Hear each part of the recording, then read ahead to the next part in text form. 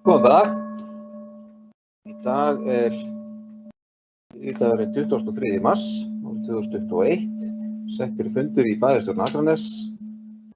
Þetta er fundur númer 1330. Á fundinn eru mættir eftirtaldir bæjarfulltrúar. Það er Valgarður L. Jónsson sem hér talar og gegnir embætti forseta bæjarstjórnar.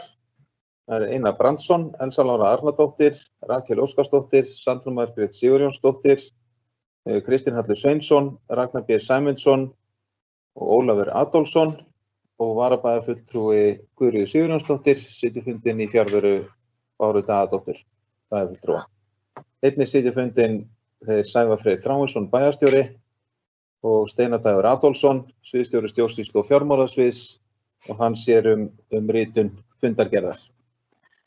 Og ég býð fundarmenn velkomna til fundar og við göngum til dagskrár og fyrsta mál á dagskrá hefur málsnúmerið 2008-220. Þetta er deiliskipulag Dalbrautarreits, Dalbraut 6, skipulags- og umhverfisráð samþykkti fyrirliggjandi greinargerð skipulagsfulltrúa sem svör við þeim athugasemdum sem bárust við breytingar á deiliskipulaginu. Lagt er til við bæjarstjórn að skipulagsbreytingin verði samþykkt og send skipulagsstofnun til yfirferðar og birt í B-deild Stjórnartíðinda. Jafnframt er lagt til við bæjarstjórn að ofangreind greinargerð skipulagsfulltrúa verði svar bæjarstjórnar vegna þeirra athugasemda sem bárust við deiliskipulagsbreytingunni. Og orðið er laust þetta mál. Bæjarfulltrúi Einar Brandsson, gjörðu svo vel.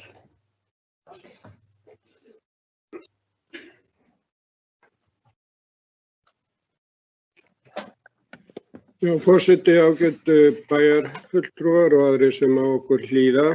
Ég ætla að koma hérna upp og gera grein fyrir því að hverju ég er í raun á móti þessu skipulagi.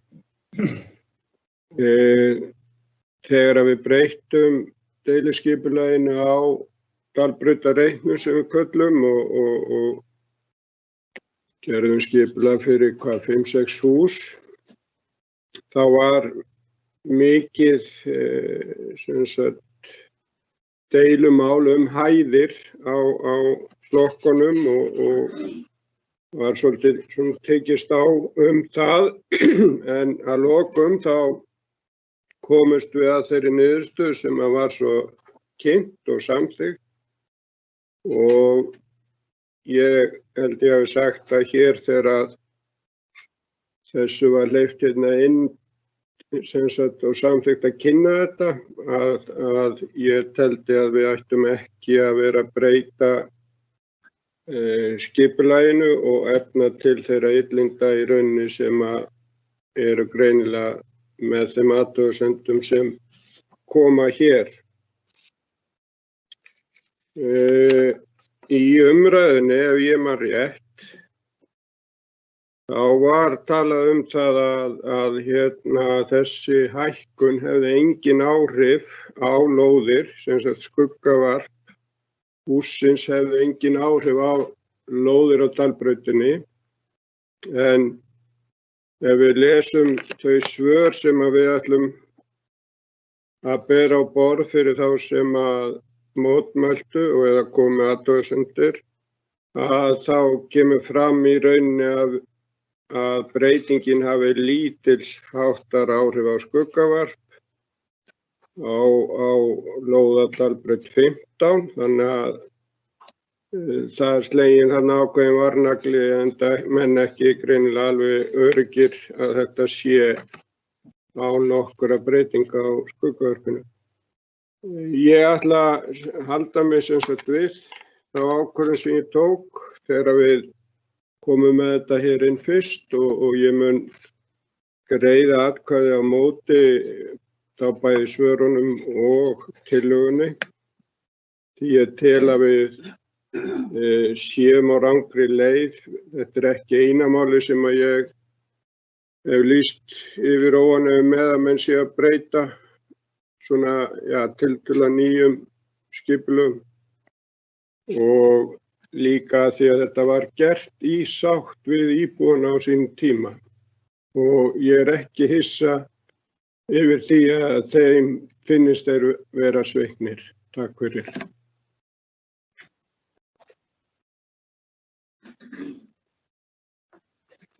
Bæjarfulltrúi Einar Brandsson hefur lokið máli sínu og orðið er laust. Það er bæjarfulltrúi Ragnar B. Sæmundsson. Gjörðu svo vel.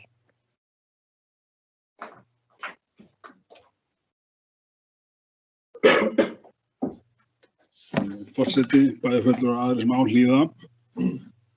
Hér ræðum við mál nummer 1 á þessum fundi, deiliskipulag Dalbraut 6. Bæjarfulltrúi Einar Brandsson kom hér upp og gerði grein fyrir sinni afstöðu. Þær breytingar sem er verið að ræðum núna snúa að því að í fyrra skipulag var gert ráð fyrir 2 hæðum og 3. eindregin, en í þessu skipulagi eru sem sagt 3 hæðir og svo 4. eindregin. Eldra deiliskipulag gerði ráð fyrir að þarna kæmu 27 til 29 íbúðir, en í því skipulagi sem við leggjum til núna er gert ráð fyrir 31 íbúð. Á þess að ég ætla að gera lítið úr athugasemdum íbúa. Það mátti skilja kannski á máli bæjarfulltrúa Einars Brandssonar að það hafi ríkt mikil óánægja þarna á svæðinu þetta. Samt sem áður bárust okkur bara 2 athugasemdir. Við þarna, ég tel okkur við höfum vandað okkur mjög vel í þessu máli og allir séu kannski ekki sammála. Við forkynnum þetta áður en þetta fer í almenna kynningu fyrir íbúum á svæðinu. Það koma fram athugasemdir. Við þeim athugasemdum var brugðist að ákveðnu marki. 4. hæðin á norðan megin, hún er til dæmis dregin um 9 metra. Það sem við erum að reyna að lágmarka eins og hægt skuggavarp á þessar lóðir. Og þar þegar skuggavarpið skoðað þá sjá menn að þetta hefur mjög takmörkuð áhrif á skuggavarpið, þessi breyting. Ég segi það dregin inn þarna 4. hæðin á norðanverðu um 9 metra. Eins og allir vita þá þessar íbúðir, þetta húsnæði, það fellur inn í ákveðið kerfi þar sem menn eru náttúrulega við erum að reyna að ná, það er verið að reyna að ná ákveðnum fjölda til að passa inn í þetta ívilnunar kerfi, ívilnunar módel. Þar skilyrðið til dæmis 31 íbúð. Þar hefði möguleikinn verið að fækka, að minnka íbúðir eða fjölga en svona. Ég held að við séum, og það sé auðvitað rétt eins og bæjarfulltrúi Einar Brandsson benti hér á, það var ákveðið samkomulag á borðinu, en mér finnst við ekki vera að ganga á það. Þannig að við erum að mæta því með að draga inn 4. hæðina á norðanverðu þessa 9 metri eins og sagði áðan. Þannig að áhrifin eru hverfandi. Það komið fram athugasemdir umferð annað, þetta hefur hverfandi áhrif þar. Þannig að ég held að, og það er mín sannfæring, að við sem að leggja hér fram gott skipulag, það var þarna eindreginn vilji skipulags- og umhverfisráðs að þetta færi áfram. Og þannig að ef við leggjum þetta hér fram í góðri trú, og ég vona að þetta fái brautargengi. Takk fyrir.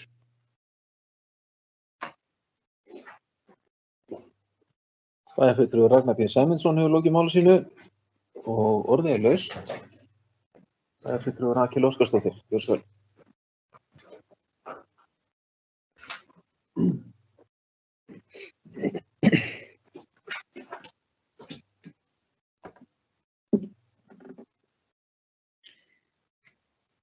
Forseti, ágætu bæjarfulltrúar og aðrir sem á okkur hlýða. Ég ætla nú aðeins að fá að tjá mig þetta mál varðar Dalbraut 6. Var svo sem búin að nóta ýmislegt niður hjá mér sem að kollegi minn Einar Brandsson bæjarfulltrúi fór hér yfir. En ég hef svo sem komið hér upp fyrir aðeins og rætt þetta áður. Hér erum við með deiliskipulag sem frá 10. október 2017 og það alveg rétt sem formaður skipulags- og umhverfisráðs Ragnar B. Sæmundsson nefnir að það er kannski ekki rétt að segja að það hafi verið allt logandi en það var nú samt sem áður þannig að það voru óánægðar raddir og bæjarstjórn síðasta kjörtímabils hlustaði á þær raddir og þær áhyggjur sem að þessir aðilar höfðu varðandi sérstaklega skuggavarpið og tóku tillit til þess í lokaafgreiðslu skipulagsins. Nú svo nokkrum árum seinna þá kemur áhugasamur aðili sem ætlar að fara í uppbyggingu á þessum reit með sterkri aðkomu Akraneskaupstaðar, með uppbyggingu á leiguíbúðum fyrir aldraða. Jú, vissulega kemur þetta fram í húsnæðisáætlun, eins og ég hef svo sem margoft sagt hér í þessum ræðustól eða á tímsfundum að þessi íbúðarúrræði ekki til, en markaður fyrir slík úrræði. Ég held að það viti það enginn sem að hér inni, það hefur ekki verið unnin ein einasta þarfagreining á þessu. Og mér finnst það bara óskynsamlegt að fara þessa vegferð á þessum tíma. Það getur vel verið að framtíðin leiði það í ljós að það sé markaður fyrir þetta, eða þá að það sé þá núna markaður, en þá hefði maður kosið að fá þær upplýsingar á borðið. Eins velti ég fyrir mér starfsháttum Akraneskaupstaðar í þessu skipulagsmáli og svo kannski svo sem öðrum sem við eigum eftir að koma inn á síðar á þessum fundi. Það sem að deiliskipulög eru svo ofboðslega lifandi að blekið nær ekki að þorna áður en að við erum farin að kasta fram breytingum. Þetta svona kannski eitthvað sem að við meðum svona aðeins hugsa. Þá ég ekki að segja að við eigum ekki vera á tánum og fylgja markaðunum að einhverju leyti. En það má samt ekki verða þannig, og þá ég að tala að það þá kannski mitt mat, þið megi vera ósammála mér, það ekkert mál, eins og við erum kannski stundum. En mér finnst það eigi samt ekki að vera þannig að við eigum að beygja okkur og sveigja okkur undir allt sem borið er á borð fyrir okkur. Og formaður skipulags- og umhverfisráðs sagði hér áðan að þetta væri eindreginn vilji leigufélags aldraðra að byggja svona á hinsegin og þá bara breytum við skipulaginu. Þannig að mér finnst þetta varhugavert og mér finnst við ættum aðeins að anda með nefinu stundum í svona málum og hugsa hvort við getum leyst hlutina mögulega öðruvísi. Eins og áður segir þá stendur til að hækka húsið og við lækkum það í sátt við íbúa á sínum tíma. En í svari skipulags- og umhverfisráðs segir að lítilsháttar áhrif á skuggavarp verði við þessar breytingar. Í grófum dráttum sýna skuggavarpsmyndir að skuggi af húsinu fellur á íbúðarlóð vestan Dalbrautar að morgni yfir veturinn milli jafndægra vor og hausts en ekki yfir sumartímann. Og þá spyr maður sig bara, og það bara ásættanlegt? Við verðum þá bara öll að taka afstöðu til þess þegar við kjósum hér á eftir, en ég mun ekki styðja þessar breytingar á deiliskipulaginu. Takk.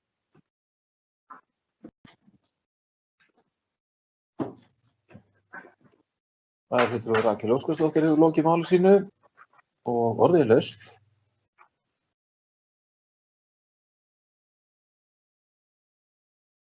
Gefum þessu smá.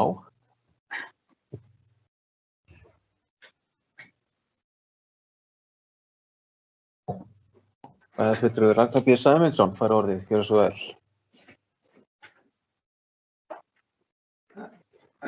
Forseti bæjarfulltrúi Ari sem á Hlíða. Hér kom bæjarfulltrúi Rakel Óskarsdóttir og sagði orðrétt. Formaður skipulags- og umhverfisráðs sagði hér áðan að það væri eindreginn vilji byggingaraðila að byggja svona og svona og þá bara breytum við. Þetta sagði ég aldrei og það farið að þreyta mér verulega þegar ákveðnir bæjarfulltrúar leggja mér orð í munn fund eftir fund. Ég heldur eftir að láta af þeim vana.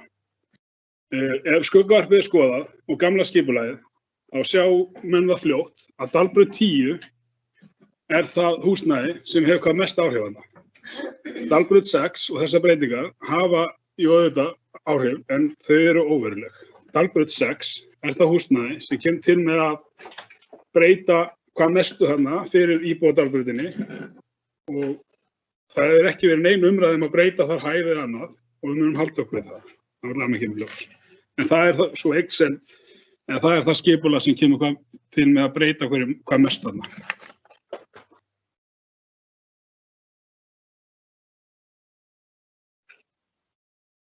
Bæjarfulltrúi Ragnar B. Sæmundsson hefur lokið máli sínu.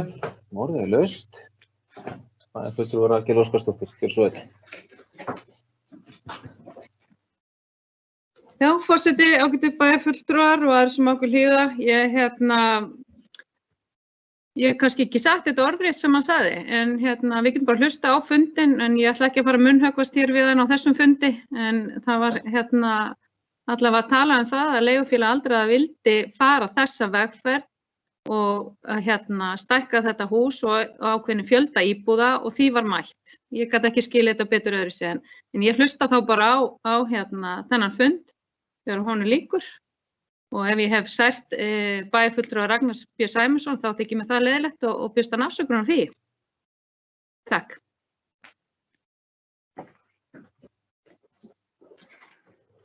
Bæjarfulltrúi Rakel Óskarsdóttir hefur lokið máli sínu. Eru fleiri sem vilja taka til máls undir þessum fundarlið? Svo er ekki. Og við göngum til atkvæðagreiðslu. Og atkvæðagreiðslan er þá í tvennu lagi. Annars vegar greinargerð skipulagsfulltrúa sem svar við athugasemdum og hins vegar deiliskipulagsbreytinguna sjálfa. Og þá í fyrsta lagi þeir sem samþykkja að greinargerð skipulagsfulltrúa dagsett 4. mars 2021 sem svar bæjarstjórnar við framkomnum athugasemdum eru þá beðnir að gefa merki. Það eru einhver á móti. Það eru 2 á móti. 7 með og 2 á móti. Og í öðru lagi þeir sem samþykkja deiliskipulagsbreytingu á lóð við Dalbraut 6 að breytingi verði send skipulagsstofnun til yfirferðar og birt í B-deild stjórnartíðinda eru þá beðnir að gefa merki. Það eru 7, einhver á móti. Það eru 2 á móti.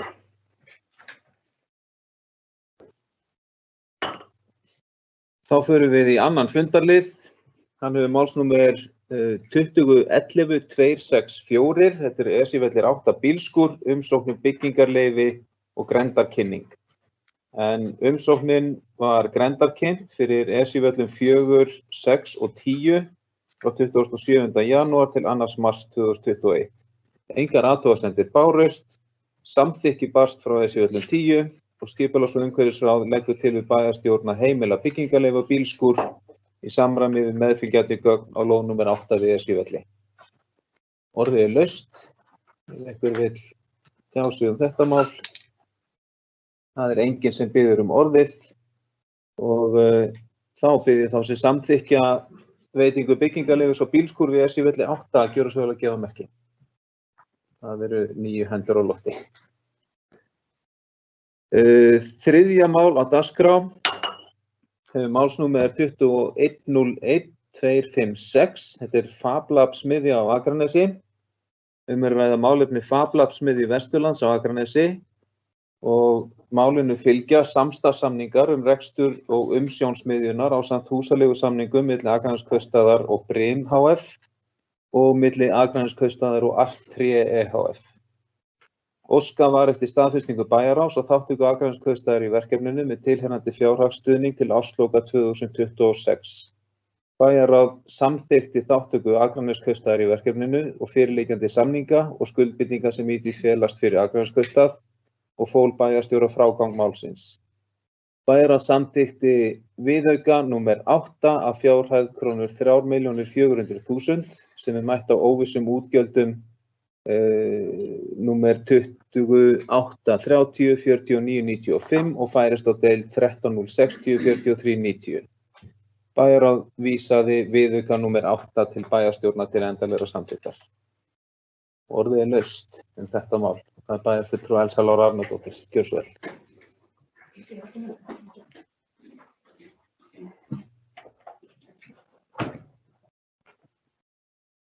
Forseti, ágætu bæjarfulltrúar, bæjarstjóri og aðrir sem á hlýða. Ég bara er komin hér upp til að fagna þessu máli. Gríðarlega flott og flott verkefni, flott framtak sem hér á ferðum. Þakka þeim sem hafa unnið mikið að því að þetta verði að veruleika. Og að Pablabsmiðja verði hér á Akranesi og að það verði aðgangur fyrir nemendur leikgrunn- og framhaldsskóla, að eldra fólk hér í bænum, þeir sem jafnvel í endurhæfingu eða án atvinnu geti komið þarna og pröfa sig áfram. Það er frábært að sjá hversu mörg fyrirtæki eru komin að þessu stóra verkefni og hversu vel hefur gengið að fá þau í lið með okkur. Fagna því framlagi sem hefur komið frá fyrirtækjum og jafnframt frá atvinnuvega- og nýsköpunarráðherra. Þannig að ég tel að það sé mikið sóknarfæri í þessu, ég tel að það sé til mikils að vinna. Mér finnst bara einstaklega gaman til þess að maður horfir á aðalnámskrá grunnskóla og horfa á þau hæfniviðmið sem þær eru sett fram og hvað nemendur eiga til dæmis að kunna við lok 4. bekkjar, 7. bekkjar og 10. bekkjar, hvað varðar nýsköpun og þá hæfni að dýpka skilning sinn á námsefni í tengslum við nýsköpun og námsefni, að ég sé fyrir mér ótal tækifæri þarna sem hluti af námi nemenda geti farið þarna fram. Ég tel að þarna geti jafnvel orðið til ný atvinnutækifæri og hellingur af hugmyndum þróast og þroskast og orðið til. Þannig ég bara takk innilega allir sem hafa unnið að þessu. Ég held að það séu bara bjartir tímar framundan. Við leitum leiða og lausna í því að skapa hér ný tækifæri á okkar góða stað. Takk fyrir.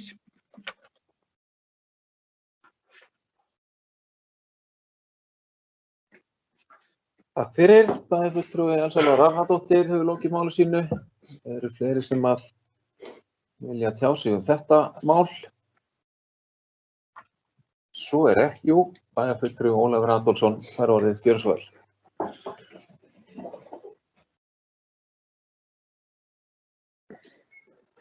Herra forseti, ágætu bæjarfulltrúar.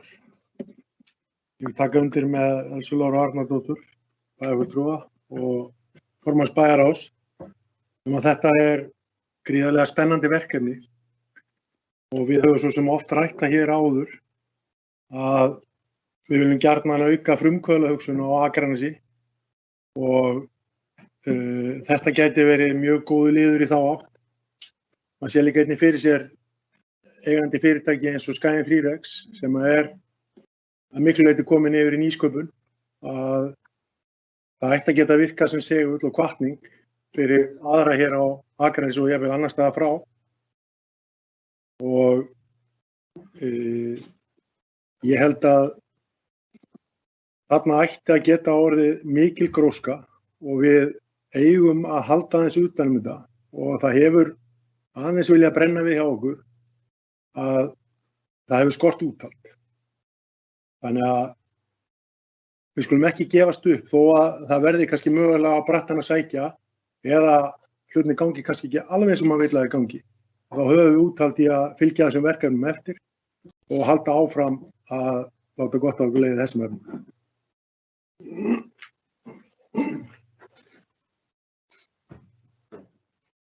Takk fyrir, bæjarfulltrúi Ólafur Adolfsson. Eru fleiri sem óska eftir að taka til máls? Svo ekki.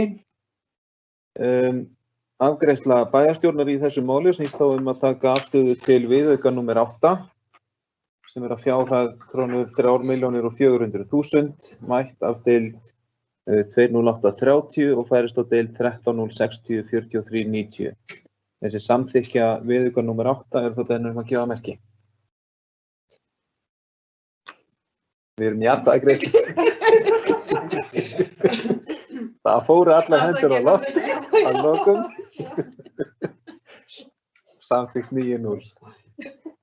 Við förum í 4. fundalið.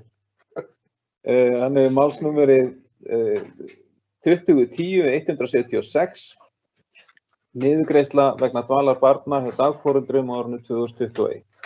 Skóla- og frístundaráð samþykkti á fundi sínum þann 2. mars 2021 tillögu að hækkun niðurgreiðslu til foreldra upp í krónu 70.000 miðað við fulla vistun og vísaði til samþykktar í bæjarráði þar sem hækkunin rúmast innan fjárheimildar ársins 2021. Bæjarráð samþykkti tillögu hækkun á niðurgreiðslu til foreldra úr krónu 55.000 fyrir fulla vistun á mánuði, 8 tímar eða meira í krónu 70.000. Fyrir foreldra fjölburabarna sem kaupa vistun hjá dagforeldrum í 4 til 8 klukkustundir hækkar niðurgreiðslan úr krónum 63.000 í krónu 78.000 á mánuði og fyrir annað fjölburabarn hækkar niðurgreiðslan úr krónum 100.000 í krónu 130.000. Hækkun niðurgreiðslu til foreldra vegna vistunar barns í skemmri tíma en fulla vistun verður hlutfallsleg miðað við dvalarstundafjölda barnsins. Bæjarráð samþykkti að hækkunin gildi frá 1. apríl næstkomandi. Hækkunin rúmast innan samþykktar fjárheimildar á deild 04-259-17 og hefur því ekki áhrif á áætlaða rekstrarniðurstöðu. Bæjarráð vísaði málinu til endanlegrar afgreiðslu í bæjarstjórn Akraness. Og orðið er laust þennan fundarlið. Það er bæjarfulltrúi Ragnar B. Sæmundsson. Gjörðu svo vel.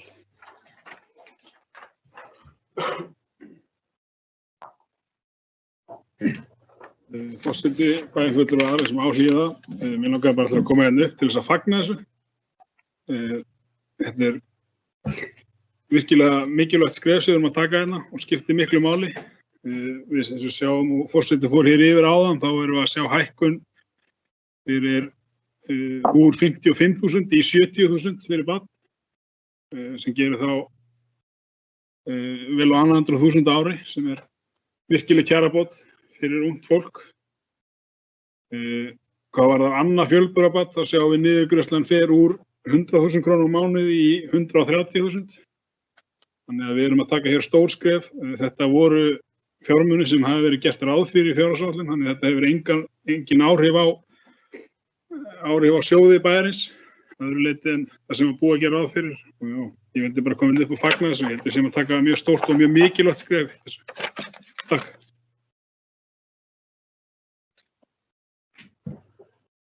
Takk fyrir. Bæjarfulltrúi Ragnar B. Sæmundsson hefur lokið máli sínu og næsta mælendaskrá er bæjarfulltrúi Guðríður Sigurjónsdóttir. Gjörðu svo vel.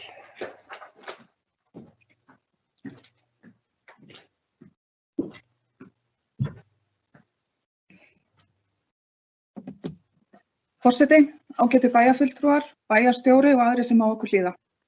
Ég vil eins og forveri minn Ragnar koma hérna upp og taka undir orð hans og fagna þessum með auknu niðurgreiðslu til foreldra barna hjá dagforeldrum sem komin hingað inn á borð til okkar til endanlegrar afgreiðslu. Þetta er mikið hagsmunamál og er svo sannarlega muna barnafólk þennan pening. Þessi ákvörðun færir okkur nær nágranna sveitarfélögum okkar í niðurgreiðslu og virkar hvetjandi fyrir barnafólk til að flytja hingað á Akraness, enda er uppbygging hér mikil og hér er gott að vera með börn og þannig á það að vera fyrir allan aldurshóp. Takk.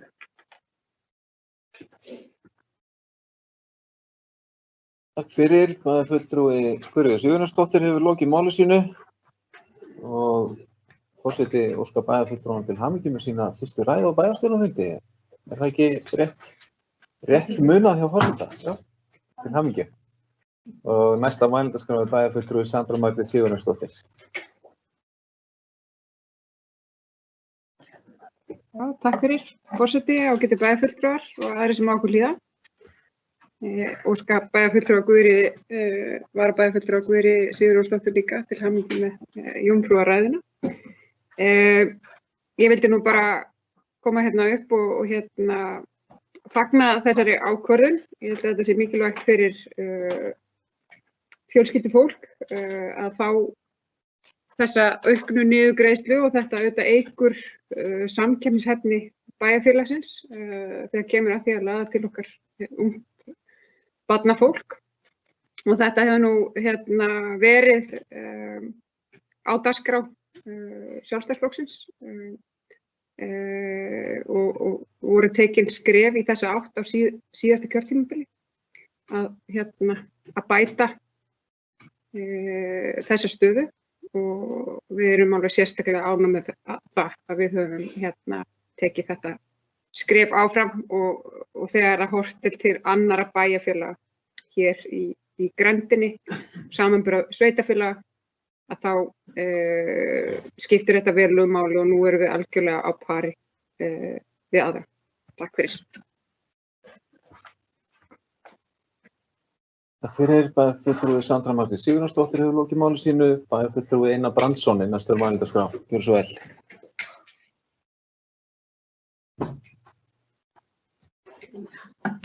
Já, forseti og ágætu bæjarfulltrúar og aðrir sem á okkur hlýða.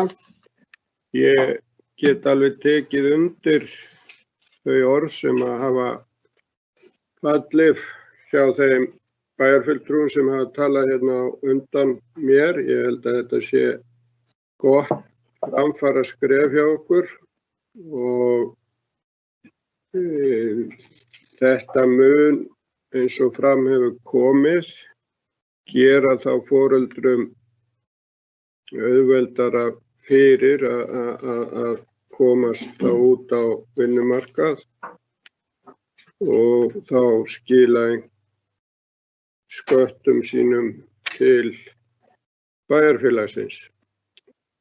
En svona, ég ætla nú ekki að drepa alla jákvæðni og hamingju, en svona því ég búinn að vera hérna svolítið lengi og ég held að þetta hafi verið gert áður, að hækka þetta og breyta og annað, en ég ætla að biðja þá sem sitja í skóla- og frístundaráði að fylgjast með því núna á næstunni og þá næstu vikum og mánuðum hvernig og hvort gjaldskrá dagforeldra taki einhverjum breytingum í kjölfarið á þessari hækkun á niðurgreiðslunni. Já, allavega ég tek þetta þannig að við séum að styrkja foreldra en við verðum að fylgjast með því hvort að gjaldskráin hækkar þá á móti hjá dagforeldrunum. Já, þá kannski, eins og einhver sagði, betra heima sitja heldur farið á stað. Takk fyrir. Bæjarfulltrúi Einar Brandsson hefur lokið máli sínu. Eru fleiri sem að óska eftir að taka til máls? Svo ekki.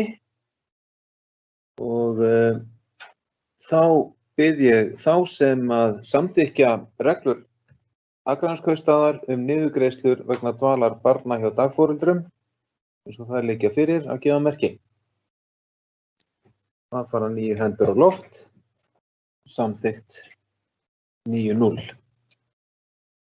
Þá fyrir við 5. fundarlið, hann hefur málsnúmeri 2009-128, reglur Akraneskaupstaðar íþrótta- og tómstundastyrki fyrir börn á tekjulágum heimilum. En velferðar- og mannréttindaráð samþykkti á 149. fundi sínum að 17. mars síðastliðinn fyrirliggjandi tillögu að breytingum á reglum Akraneskaupstaðar íþrótta- og tómstundastyrk fyrir börn á tekjulágum heimilum. Breyting á 1. grein sem snýr að framlengingu á umsóknarfresti. Velferðar- og mannréttindaráð vísar samþykkt sinni til staðfestingar í bæjarstjórn. Orðið laust í þessa tillögu. Bæjarfulltrúi Kristinn Hallur Sveinsson, gjörðu svo vel.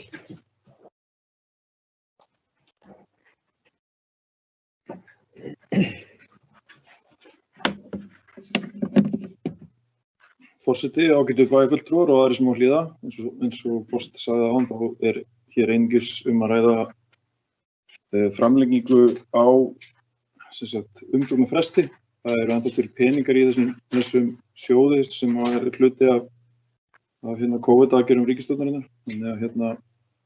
Og við vorum með dagsetningu 1. mars, en nú erum við að færa dagsetningu til 15. apríl. Þannig að þetta eru sömu reglur og þetta er einungis spurning aðra dagsetningu. Takk fyrir.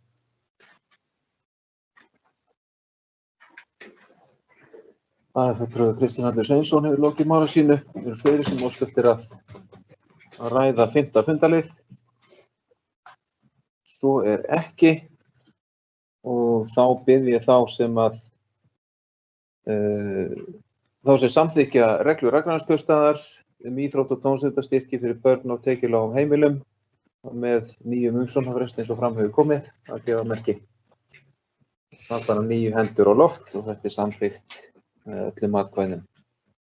7. fundarliður, málsnúmer 21.01.002, þetta er fundargerðir bæjarráðs á árinu 2021 og lögð er fram fundargerð frá fundi númer 3253.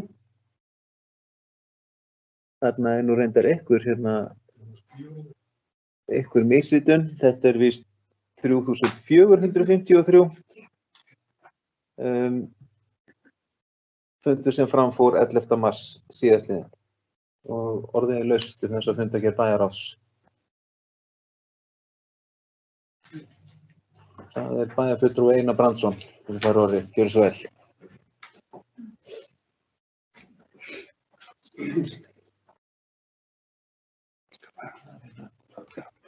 Já, forseti, ágætu bæjarfulltrúar og aðrir sem á okkur hlýða. Mig langar undir þessari fundargerð að taka til máls undir lið númer 10 sem eru málefni Elkem á Grundartanga. Á dögunum þá var viðtal við forstjóra fyrirtækisins sem ég reikna með að hafi verið hvatinn að þessari bókun bæjarráðs. En núverandi forstjóri Elkem, Álfheiður Ágústsdóttir, hún var í viðtali við Fréttablaðið og í því viðtali kemur greinilega fram áhyggjur hennar og ég túlka það svo að það sé þá eiganda líka að það rekstrarumhverfi sem að fyrirtæki býr við þá gagnvart raforkuverði er þannig að óbreyttu að þá muni eigendur að öllum líkindum skoða að loka verksmiðjunni. 2019 var með tap á rekstrinum og 2020 var hið versta, sem sagt 2019 var með tap og svo aftur í rauninni 2020 þá verður versta tap fyrirtækisins frá upphafi.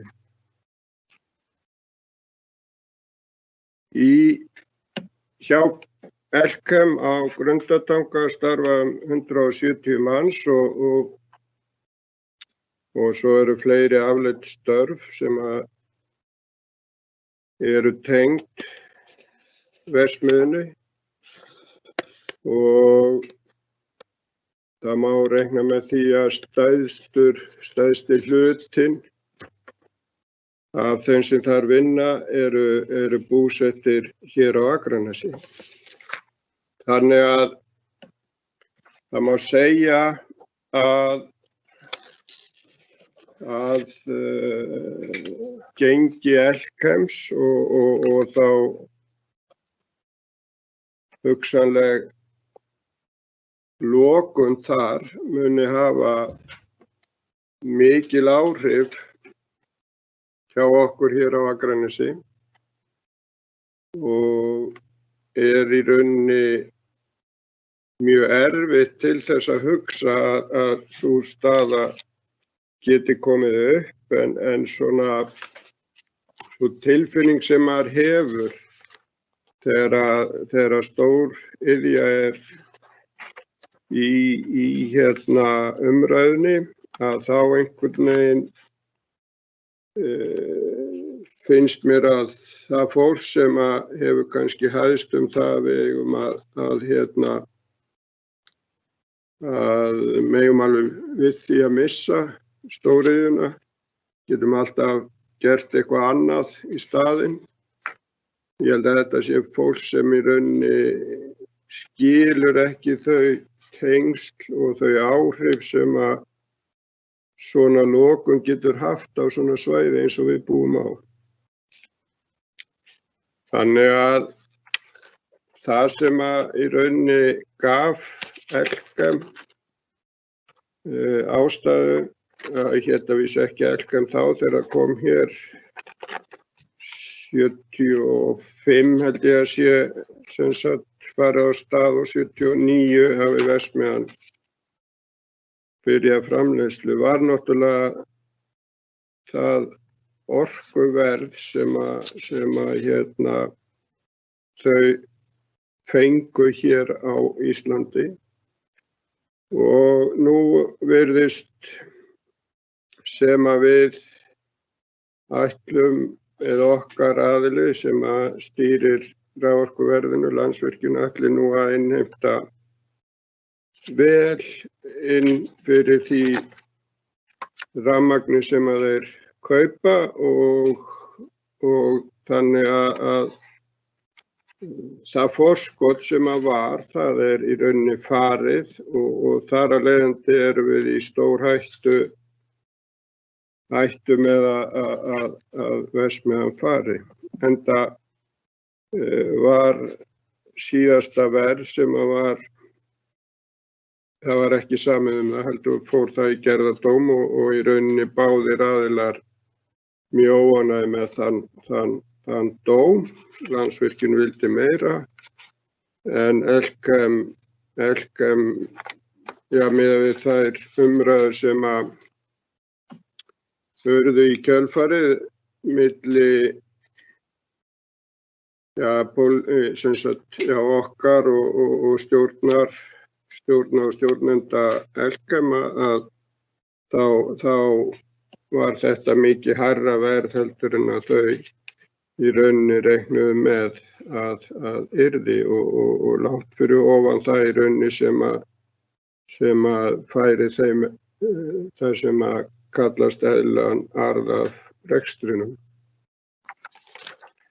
Þannig að ég vildi vekja athygli á þessu sérstaklega hérna, hvort að við tökum upp og förum í það að gera einhverjar ályktanir eða ekki. Það ætla ég ekki að koma inn eina tillögur ég held að við hefum að fylgjast vel með þessu. En ég ætla svona að lokum, ég held ég hef verið með hérna, en hérna við höfum frá því að þessi gerðardómur féll reynt að beita okkar áhrifum til þess að það yrði nú skoðað hvort að þetta sé eðlilegt og hvort ekki séu möguleikar á því að koma einhver leið til móts við Elkem. Aðrar stóriðjur sem hafa gert nýjustu samningana, sem hafa þá verið endurnýjun á gömlum samningum og hefur verið svona frekar óhagkvæmt fyrir þau fyrirtæki sem að hafa endursamið, að það hafa verið háværar raddir það að þær verksmiðjur kunni að loka og þannig var Rio Tinto álverið í Hafnarfirði, en nú í rauninni búið að gera nýjan samning þar á milli aðila sem að hefur gert það að verkum eftir því sem að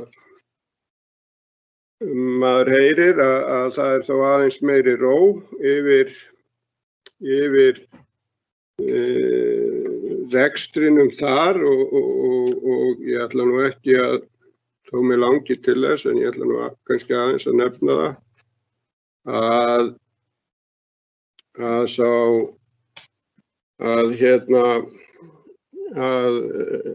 ráðherra, einn af þeim ráðherrum sem við höfum rætt við í sambandi við þetta Hafnarfjörður er eftir því sem best veit í hans kjördæmi, hvort að það hefur einhver áhrif veit ég ekki, en við höfum að minnstakosti ráðherra málaflokksins í okkar kjördæmi, þannig að við verðum bara að halda áfram að berjast fyrir okkar verksmiðju Elkem á Grundartanga.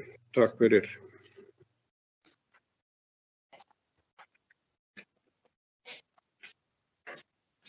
Takk fyrir, bæjarfulltrúi Einar Brandsson hefur lokið máli sínu og við ræðum fundargerð bæjarráðs og orðið er laust.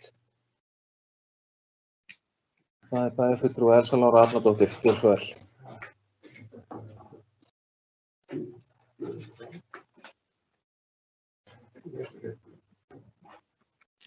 Forseti, ágætu bæjarfulltrúar, bæjarstjóri og aðrir sem á hlýða. Ég er bara hér komin upp til að þakka bæjarfulltrúa Einari Brandssyni fyrir að vekja athygli á þessu atriði, þessu stóra mikilvæga atriði í fundargerð bæjarráðs sem hér er til umfjöllunar. Það er bara rétt sem fram kemur í máli hans að þetta fyrirtæki er okkur hér Skagamönnum, nærsveitum og í reyndar bara þjóðfélaginu mjög mikilvægt og sérstaklega fyrir okkur Skagamenn þar sem að þetta stór hluti starfsmanna, þetta mikill fjöldi starfsmanna, 170 störf fyrir utan önnur þjónustustörf og annað sem tengist starfseminni að mikið af fólki hefur þarna vinnu. Bæjarfulltrúinn ræðir þarna líka raforkuverðið og ég vil bara taka undir það með honum að það er mikilvægt að fyrirtækið geti vaxið og geti dafnað og ég vil líka nefna það að framtíðarsýnin, hún skiptir gríðarlega miklu máli líka og að það sé hægt að gera samninga til lengri tíma svo að sé fólk sé tilbúið líka til að fjárfesta í þeim tækifærum sem eru svo sannarlega til staðar á þessu atvinnusvæði og þess vegna er mikilvægt að við fáum langan, að fengi langur samningstími svo að sé ákveðin fyrirsjáanleiki til framtíðar hvað varðar reksturinn og þau tækifæri sem svo sannarlega eru til staðar innan Grundartanga. Þannig ég vildi í rauninni bara taka undir orð bæjarfulltrúa Einars Brandssonar hvað þetta varðar og auðvitað höldum við áfram, við fylgjumst með fréttaflutningi og eigum í samtali við eins og þarna á fundi bæjarráðs fyrir einhverjum vikum síðan, ekki mörgum, fenguðu forstjóra fyrirtækisins inn á fund okkar og áttum við góðu samtali um stöðuna. Og ég held að það sé bara mjög mikilvægt að við sem bæjarstjórn eða bæjarráð eða hvernig við gerum það, við eigum bara áfram í samtali, við tölum saman hvernig við getum stutt við bakið á starfseminni, en ég veit það núna að það er ákveðin svona kynningarherferð og verið að ræða við þingflokka og þingmenn mikilvægi þess að hægt verða að ná saman raforkuverð og samninga til lengri tíma og þá mótframlag eða hvernig ríkið gæti komið á móti hvað þetta varðar. Og það er mikilvægt að það gangi vel. Takk fyrir.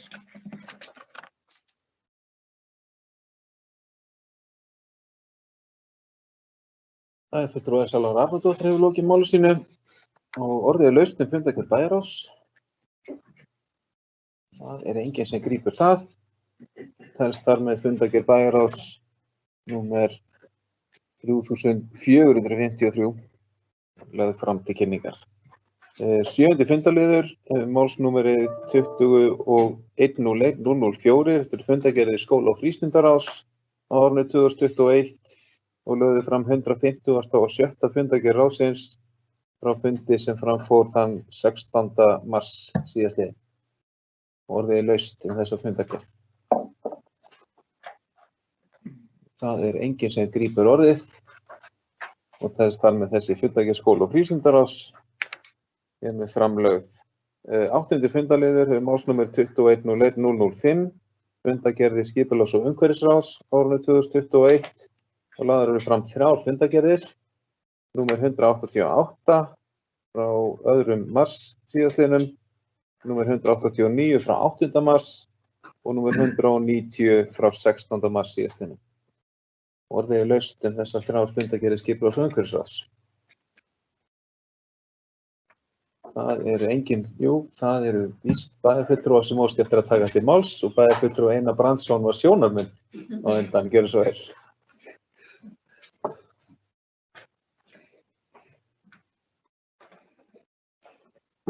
Já, forseti, ágætu bæjarfulltrúar og aðrir sem á okkur hlýða. Það eru þannig 3 fundargerðir, ég ætla sjálfur sér ekkert að nefna neitt í þessu 188. 189, nei, já, ég ætla bara 189, það svona, ég ætla bara að fagna þarna lið númer 6 og held ég hafi hvatt skipulagsráðið til dáða að greiða vel úr þeim málum sem að þarf að fara í til þess að við fáum nú hótel inn við Golfvöll. Ég valdi langar ræður það hér, þannig að ég ætla að láta það vera. Mér langar í fundargerð 190 að lið númer 1 og 2 þar sem við erum að fjalla skipulagsbreytingar Vatnsskógum 1 og 5, mál sem var búið að koma fyrir hjá skipulags- og umhverfisráði áður og þar sem að skipulags- og umhverfisráð hafði hafnað því erindi sem að þá lá fyrir en nú þess komin einhver þrýstingur það að það svar sé ekki tekið gilt og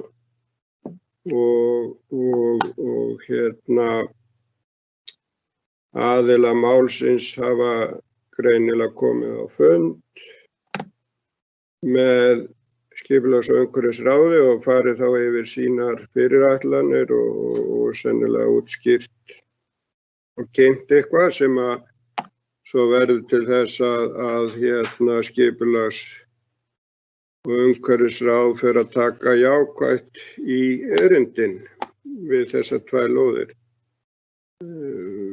Við ræddum og höfum rætt þetta, sérstaklega ræddum þetta líka þetta að vera að breyta nýjum skipulögum. Aspaskóga 3, þeir voru eins og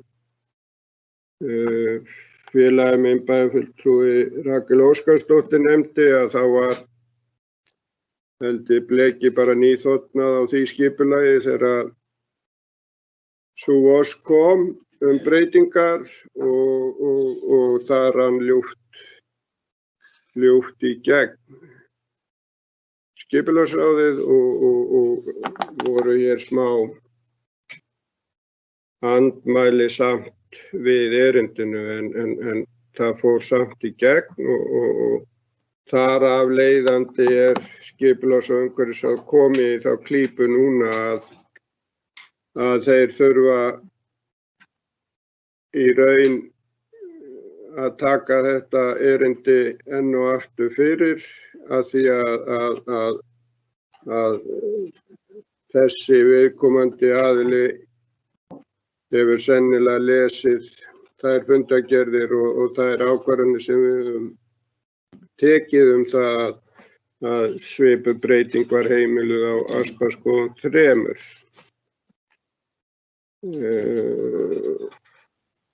Þetta er ekki gott en einhvern veginn verður skipulags- og umhverfisráðið að komast í gegnum þetta og svo kannski kemur þetta þá hér inn til einhverju afgreiðslu ef að jákvæðnin heldur áfram.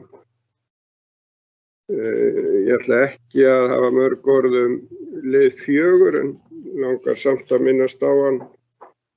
Þetta er hálfgert klúður en í rauninni manni sagt að þetta sé nauðsynlegt til þess að íbúar á ákveðnum svæðum í bænum búi við sömu skilyrði og aðrir sem að felst í því að vera með góð fjarskiptasambönd í farsíma. Það mál fer í kynningu og við sjáum til hvað kemur út úr því. Ég langar líka að nefna lið 6 sem er búið að vera áhugamál mitt í langan tíma að sjá einhverja hreyfingu á því. Hluti af þeirri breytingu er í sjálfu sér orðin en var mér mjög á móti skapi og hélt ég margar langar ræður það. Mér langar að leggja aðeins orð í belg því að maður veit ekki alveg hvað maður fær tækifæri til þess að koma að orðum í því ferli sem er núna að byrja eina ferðin enn. Að ég sé í skipulaginu eins og þessi drög, ég átta mig alveg á því að þetta eru bara drög og þess vegna langar mig að koma á framfæri minni skoðun. Hún er mér finnst hún alltaf góð en það eru sumir sem finnst það ekki. En þegar að ég sé að það á að fara að setja fjölbýlishús í útjarði svæðisins sem er næst torginu og þá Bónus og þá þessu nýja einn reitnum að þá ætla ég bara að minna á það sem að ég las á sín tíma, ég finn það bara ekki og sá teikningar af heildarskipulaginu af þessu hverfi fyrir margt löngu, finn það ekki heldur en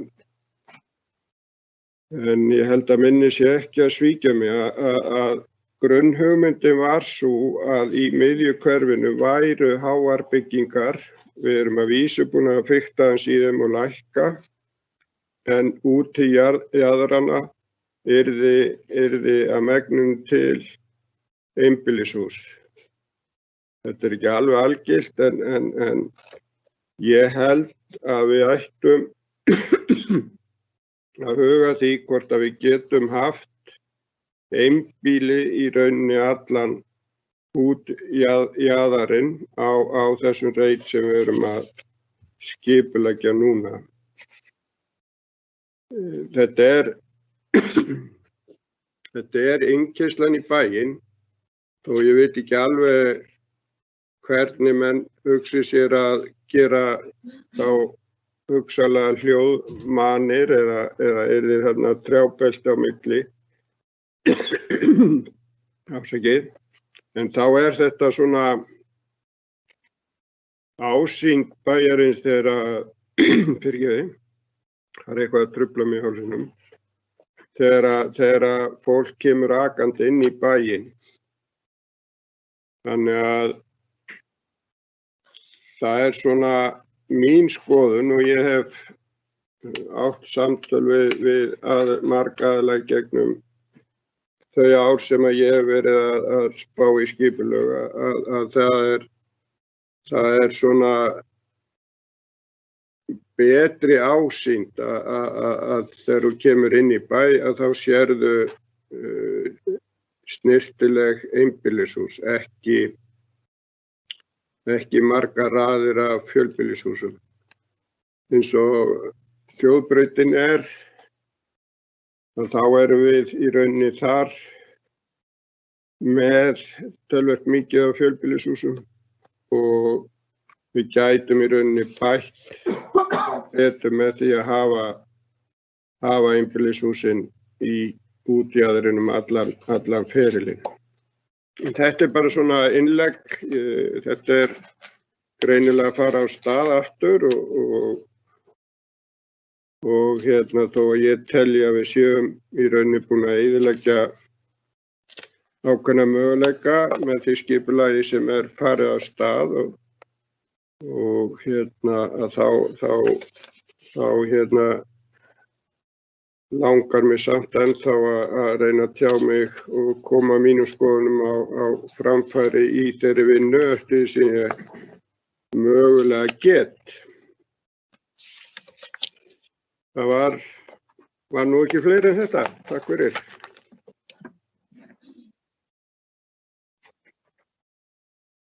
Bæjarfulltrúi Einar Brandsson hefur lokið máli sínu og næst á mælendaskrá bæjarfulltrúi Rakel Óskarsdóttir. Gjörðu svo vel.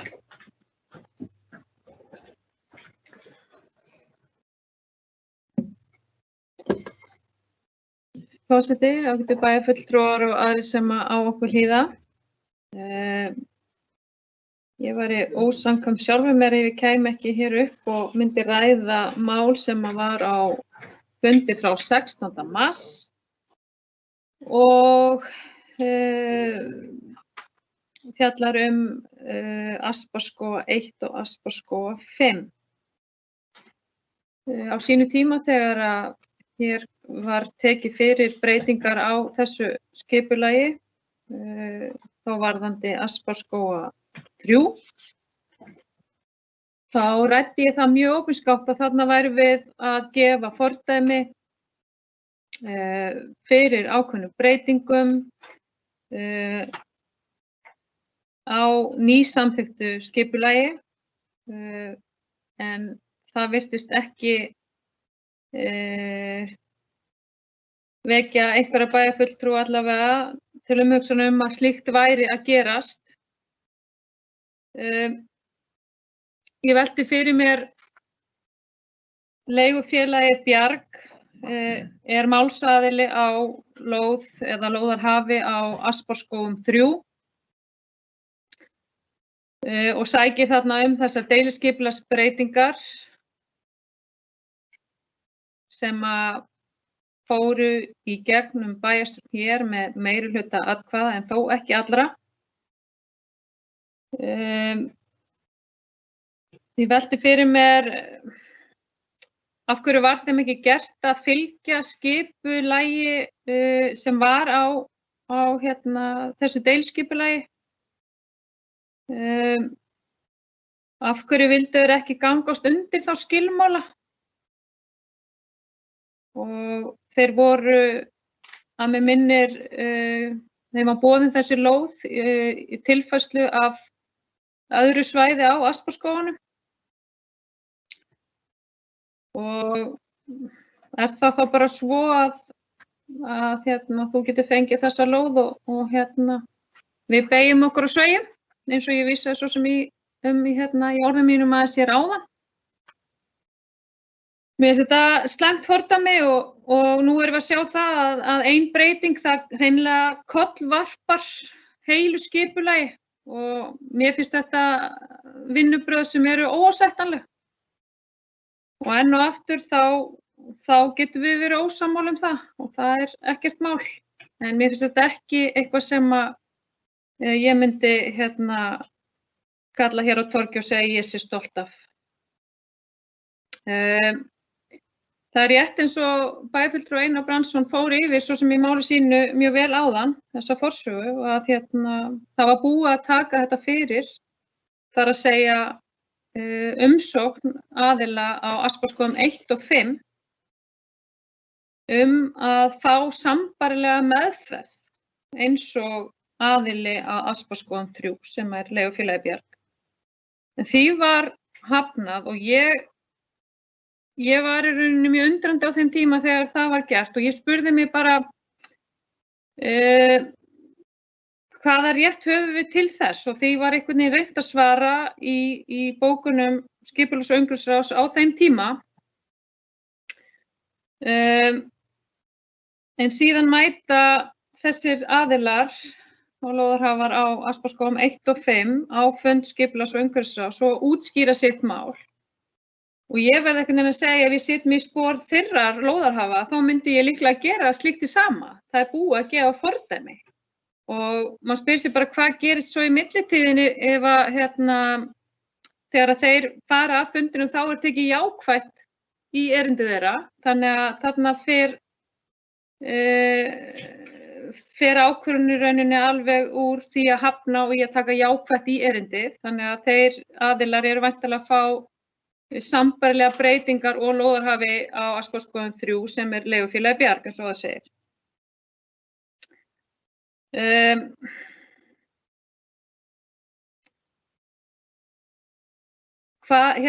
Ég spá í hvað gerist þarna í millitíðinni þegar þeir fá neitun og fá svo það sé ekki jákvætt í erindið. Var fengið lögfræðilegt mat á því að þessi vinnubrögð voru óásættanleg? Ég spyr mig og það var kannski ágætt að fá svar við því. Og það að við séum þá ekki að setja okkur í þá aðstöðu að vera að mismuna lóðarhöfu. Sama hvaðan þeir koma. Þannig að ég vildi nú svona aðeins tjá mig þetta mál. Þetta var eftir að koma aftur fyrir Skipulags- og umhverfisráðs vænti ég, þar sem var ekki tekið endanlega afstaða í þessu máli. En ég vil nýta tækifærið hér undir þessum fundalið og veit að þetta mál ekki á dagskrá en þetta samt sem áður væntanlega verkefni sem á herðum Skipulags- og umhverfisráðs og þá langar mig bara að fá fréttir af hver eru næstu skref í fjölliðu málinu. Það held ég hafi ekki verið komið inn á fundagerðir Skipulags- og umhverfisráðs síðan við ræddum það hér síðast. Menn töluðum að við yrðum að vinna hratt og spýta í lófana og væri kannski ágætt að fá að heyra hvernig menn sjá næstu skref og hvar þetta verður tekið fyrir, hvort sem það sé þá í Skipulags- og umhverfisráðinu, bæjarráðinu eða velferðarráðinu. Þetta þá væntanlega svolítið í höndum meirihlutans og það væri bara ágætt að fá að vera með í þeirri umræðu. Takk.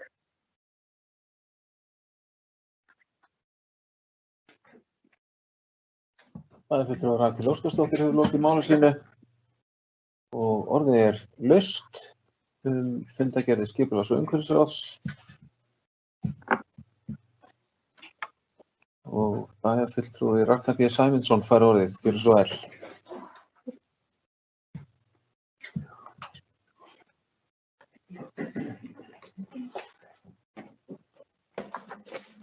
Forseti, bæjarfulltrúi og aðrir sem á hlýða.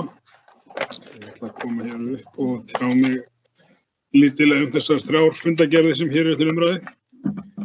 Mér langar til þess að byrja á fundagerð nr. 188 frá 2. mars. Þeirri fundagerð einungis 1 mál, það hönnun í Aðalsbökkum.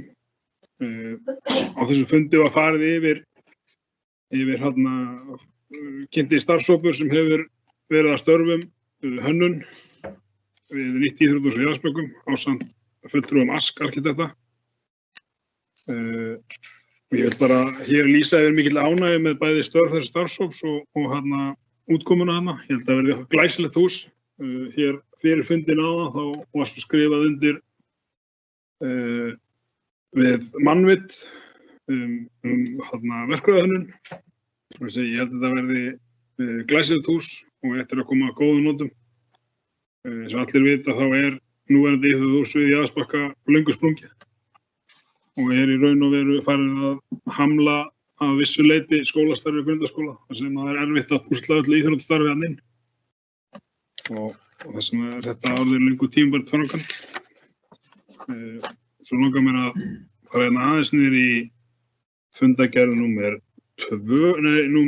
189 frá 8. mars. Bæjarfulltrúi Einar Brandsson kom mér upp áðan og ræddi mál númer 6, hótel við Garðavöll. Ég vil bara taka undir það sem bæjarfulltrúi sagði. Ég ánægður með þessa fyrirspurn og hvar málið statt. Það sem það statt núna í raun og veru að forræði þarna yfir lóðinni náttúrulega á golfklúbbnum. Þetta innan lóðar golfklúbbsins, þannig að næstu skref verða þá að koma þaðan, óskir breytingar á skipulagi og annað.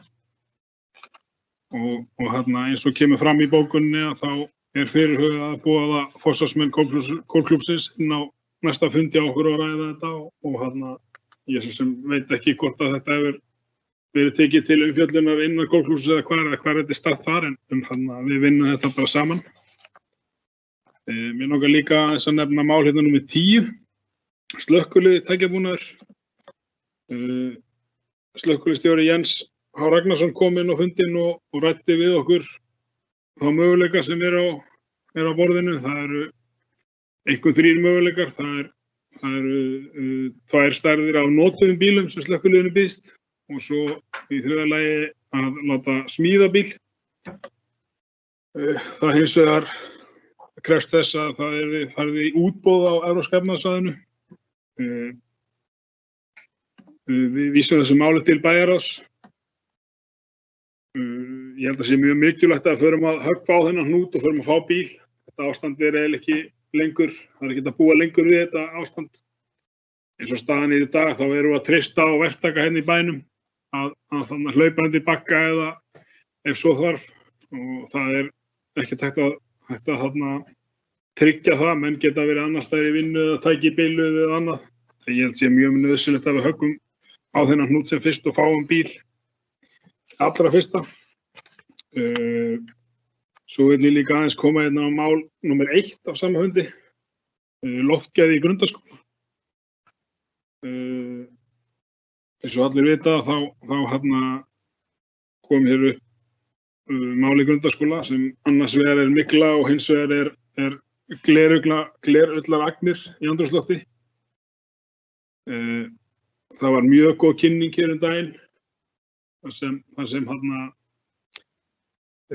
fulltrúi verkis Indriði fór yfir skoðunum á skólanum og hvað hefði farið fram í þeirri skoðun, fór yfir niðurstöður og annað slíkt.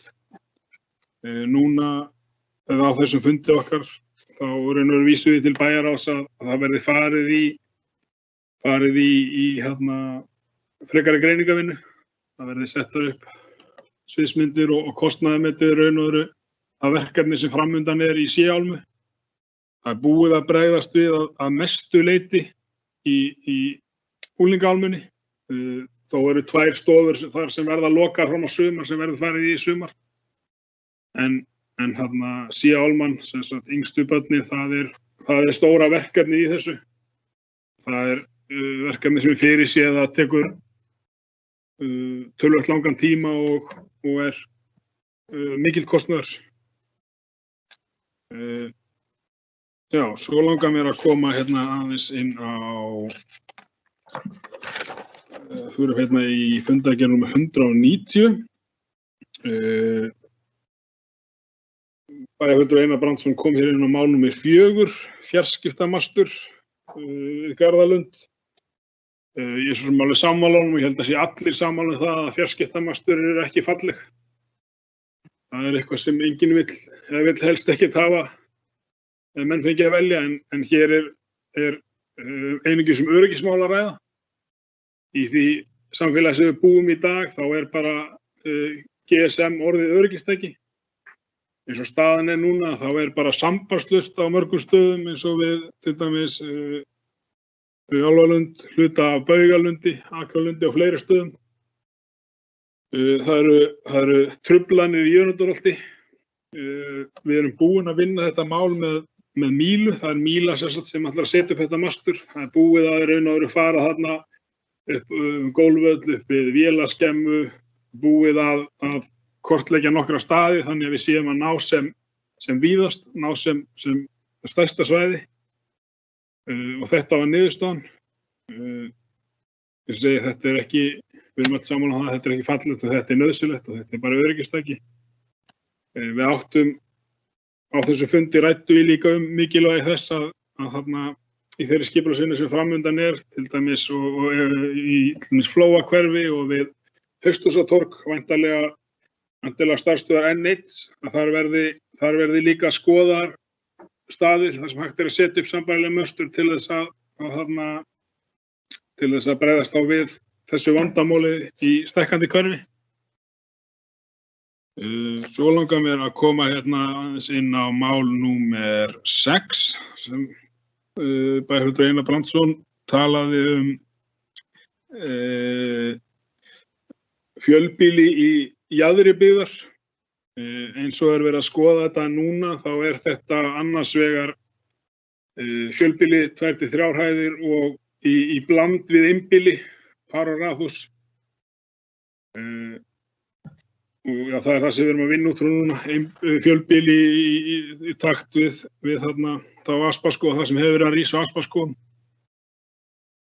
Og þarna ég svo ekki alveg sammála því að fjölbýli get ekki verið falleg og annað og ég held þarna og ég held svo sem að bæjarfulltrúar ekki verið að segja það. Ég skil hann þannig að þarna ásýndin fallegri þegar þú kemur inn í að fallegri einbýlishúsaröð en þarna þetta snýst líka náttúrulega það að við viljum tryggja jöfn lífsgæði óháð efnahag, sama hvað í bænum. En hér rísi ekki bara hrein einbýlishúsahverfi og hrein fjölbýlishúsahverfi, heldur sé þetta blanda. Og þarna í þessum hverfum búi fólk á öllum aldri og þarna óháð efnahag og stöðu. Svo ætlum við að stíga aðeins inn í hérna mál númer 1 og 2 sem annars vegar Aspaskógar 1 fyrirspurn til skipulagsfulltrúa og svo Aspaskógar 5 fyrirspurn til skipulagsfulltrúa. Og ætlaði þá að svara hér bæjarfulltrúum Einar Brandssyni og bæjarfulltrúum Rakel Óskarsdóttur. Ég man nú ekki alveg hver kom með hvaða spurninga, þannig ég bara setjum þetta saman. Allan held ég að það hefði verið bæjarfulltrúi Einar Brandsson, sem þetta ekki viss, sem það var allan að tala um þrýsting, það var svo sem engin þrýstingur, við áttum bara mjög gott samtal. Eins og komið inn á fyrsta fundinum þá var þessu erindi hafnað. Hjá okkur starfar framúrskarandi skipulagsfulltrúi, Halla Margrét heitir hún. Eins og kom fram á fyrri fundinum þar sem við svona hafnað, þá var henni falið að ræða við lóðarhafa. Hún átti mjög gott samtal við lóðarhafa á Aspaskógum 1 sem þá Þóttgeverk og Halla Marta, og hins vegar lóðarhafa á Aspaskóga 5 sem SH Holding. Báðir þessir aðilar voru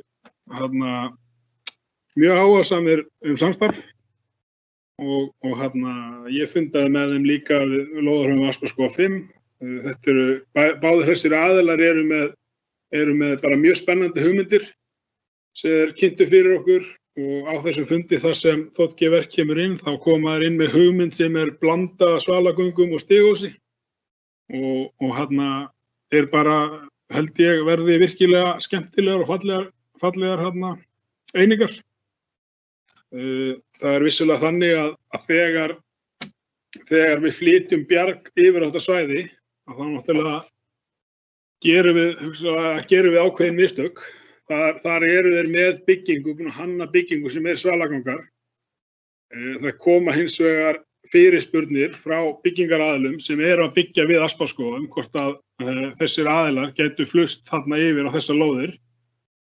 Við könnum það hvort að það sé vilji til þess hjá Byggingarfélaginu Bjarg og treysa því ekki til fyrirstöðu, þannig að við flytjum það yfir en gerum þau mistök að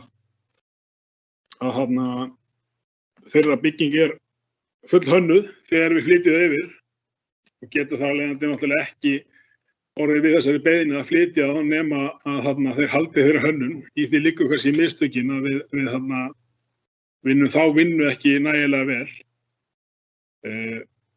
En ég alveg sammála því að við þurfum að vanda okkur. Skipulagin við þurfum að vera svolítið stíf á skipulaginu, þó eigum líka að vera segjanleg og mæta óskum og þörfum markaðarins. Báðir þessir byggingaverktakar til dæmis við Aspaskó 1 og Aspaskó 5, þeir töluðu og lögðu mikla áherslu á það að þetta væri þær eignir sem markaðurinn vildi. Markaðurinn óskaði eftir þess konar húsnæði sem þeir voru að sýna okkur og þess vegna verðum við svolítið þeim beiðnum. Og ég held við séum að fá falleg og vanda húsnæði. Já, þá held ég sé komin í gegnum þetta bara. Takk fyrir.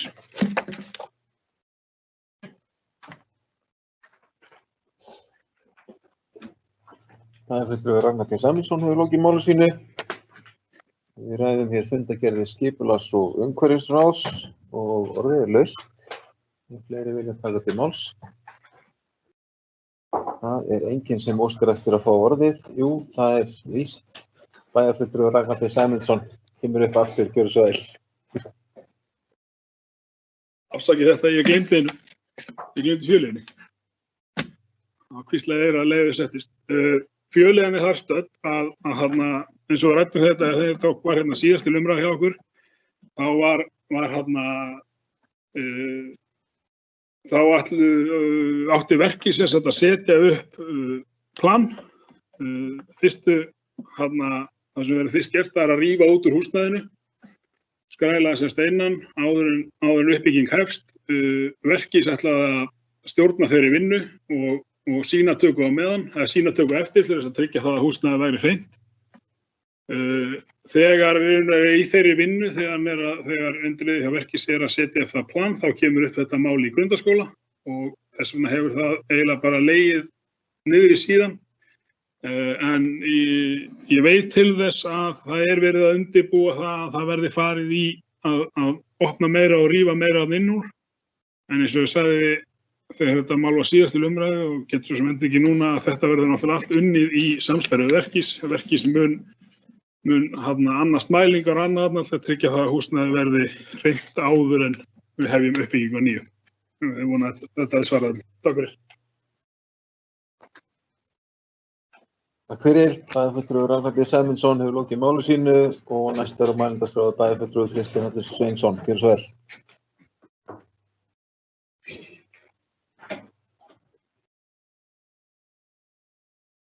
Forseti, ágætu bæjarfulltrúar og aðrir sem á hlýða. Ég ætlaði bara aðeins að tjá mig Fjölliðumálið af því að kom fyrirspurn það. Ég held að verði ekki hjá því komist að stofna einhvers konar starfshóp á vegum bæjarins til þess að halda utan um þetta og ég held að það verði ekki langt þess að bíða að sú beiðni komi frá ráðunum inn til bæjarráðs stofnun starfshóps, svona svipað eins og við gert með Jaðarsbakka uppbygginguna. Takk fyrir.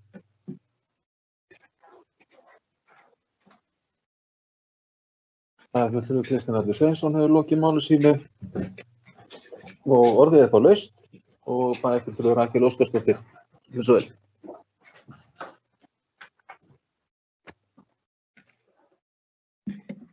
Forseti, ágætu bæjarfulltrúar og aðrir sem á okkur hlýða.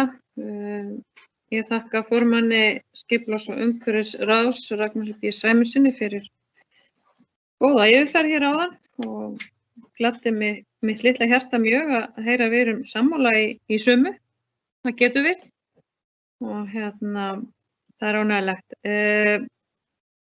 Ég líka glöð að heyra að þó að þetta sé ekki, að fjölinn hafi ekki verið tekin fyrir í nefndum og ráðum að þá er væntanlega embættismenn og embættiskerfi okkar að vinna að málinu og það er virkilega gott og minna á það að það er rosa gott að halda okkur öllum upplýstum sem erum hér við þetta borð. Ég spurðist líka fyrir áðan hvað hefði gerst í millitíðinni frá því að þessu umsóknum lóðarhafa á Asparskógum 1 og 5 hafi verið hafnað og hafi svo verið tekið jákvætt í það þegar að lóðarhafar mæta á svæðið og fara væntanlega yfir stöðu sína gagnvart þeim fordæmum sem upp hafa verið komin í þessu máli. Og ég spurði hvort það hefði leitað lögfræðilegs álits og ég þá ætla það að það hefði ekki verið gert ef því hefði ekki verið svarað hér áðan. Hvort að það væri þá ekki rétt að fá lögfræðilegt álit á þessu þar sem að við erum hreinlega að mismuna og bara til þess að slípa okkar verkferla enn betur þannig að allir sem að eiga viðskipti við Akraneskaupstað sitji við sama borð.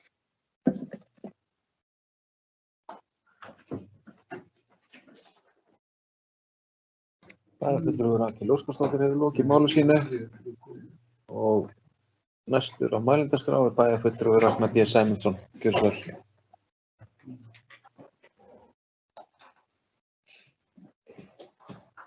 vel. Forseti bæjarfulltrúi aðrir sem á hlýða. Ég verð að taka vítamín, ég gleymdi líka að svara þessu. Við fengum álit frá þeim lögfræðing sem hefur unnið hvað mest með okkur í þessu skipulagsmálum. Það álit var að það leið að þetta væri í raun og veru dálítið loðið og við ákváðum í raun og veru þessi ákvörðun okkar er bara tekin út frá þessu samtali sem við eigum við þessa lóðarhafa milli funda. Það sem við kynnum okkar sjónarmið, þeir kynna sín sjónarmið, fara yfir teikningar og annað. Og raun og veru mæta okkar hugmyndum. Og ég sagði áðan, ég held að við séum að fara að fá bara mjög vandað og fínt húsnæði. Þeir eru 2 öflugir verktakar sem eru að koma hérna að. Annar er innanbæjar og hinn sjálfsagt einn af stærstu byggingaverktökum landsins. Þannig að ég er full að trúa að þeir leysi þetta verkefni vel. Takk fyrir.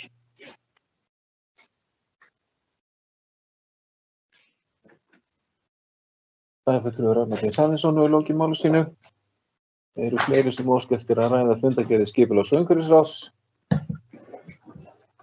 Svo er ekki og teljast þær þá framlagðar fundargerðir númer 188 til 190 skipulags- og umhverfisráði. 9. fundarliður hefur málsnúmer 2101-003. Þetta er fundargerðir velferðar- og mannréttindaráðs á árinu 2021 og lögði fram 140. og 9. fundargerð frá fundi sem fram fór þann 17. mars síðastliðinn. Og orðið er laust þessa fundargerð. Það er enginn sem biður orðið og hún telst þá þar með framlögð. Fyrir 10. fundarlið óskar forseti eftir að víkja úr sæti forseta og já, ætli það sé þá ekki annar varaforseti sem að taki við keflinu. Elsa Lára Arnardóttir.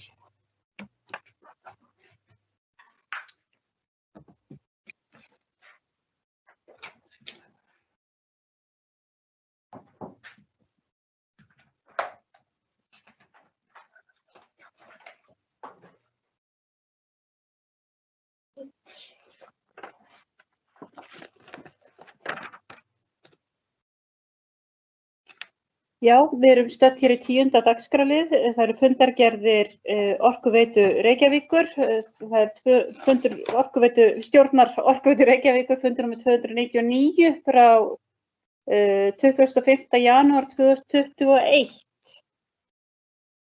Óska bæjarfulltrúi eftir að fá orðið.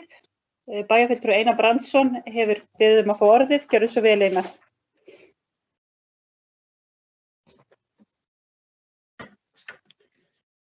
Já, forseti, ágætu bæjarfulltrúar og aðrir sem á hlýða. Ég ætla að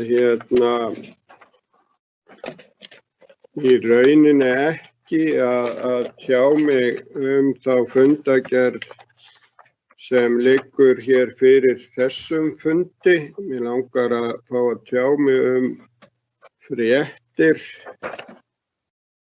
frá því í síðustu viku eða nánar tiltekið held ég að þær hafi byrjað 10. mars að síga út eða tilkynnast, en það veruleg hækkun á launum forstjóra Orkuveitu Reykjavíkur. Ég hef áður við svipaðar aðstæður þar sem að hækkun forstjórans hefur borið á borð og komið í fréttir og hef ég svona aðeins tjáð mig það. Mér finnst í gegnum tíðina að laun forstjórans hafi tekið verulega miklum breytingum þá til hækkunar án þess að kannski útskýrt hafi verið fyrir okkur að það hafi verið innistæða fyrir því að líka hefur það gerst að þegar við byrjuðum þessa vegferð sem var farin eftir hrunið og þá að megnum til undir forystu núverandi forstjóra Bjarna Bjarnasyni,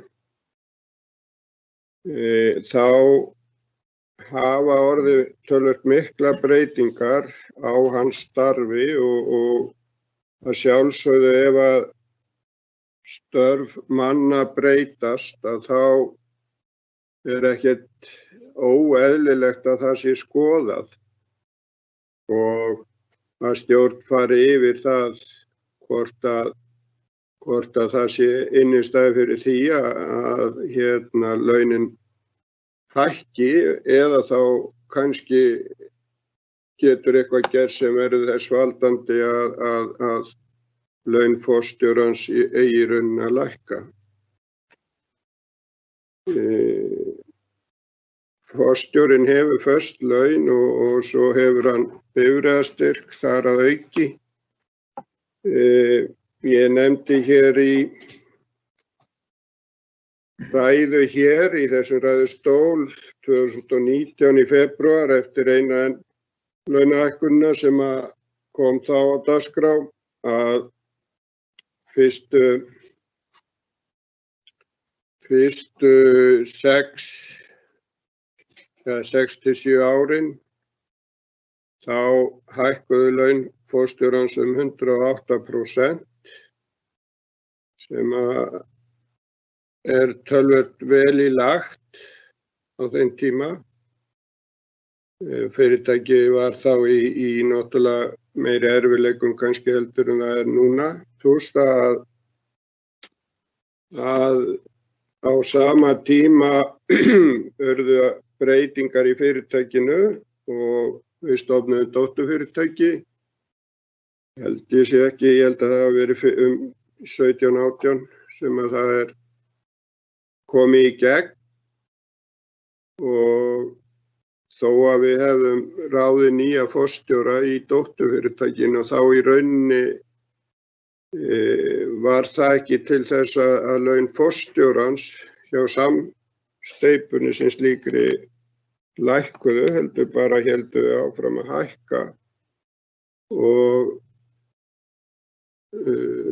á þessum tíma þegar við vorum að undirbúa stofnun dótturfyrirtækjanna þá var eitt af markmiðum þess að stjórnar menn í nýju fyrirtækjunum yrðu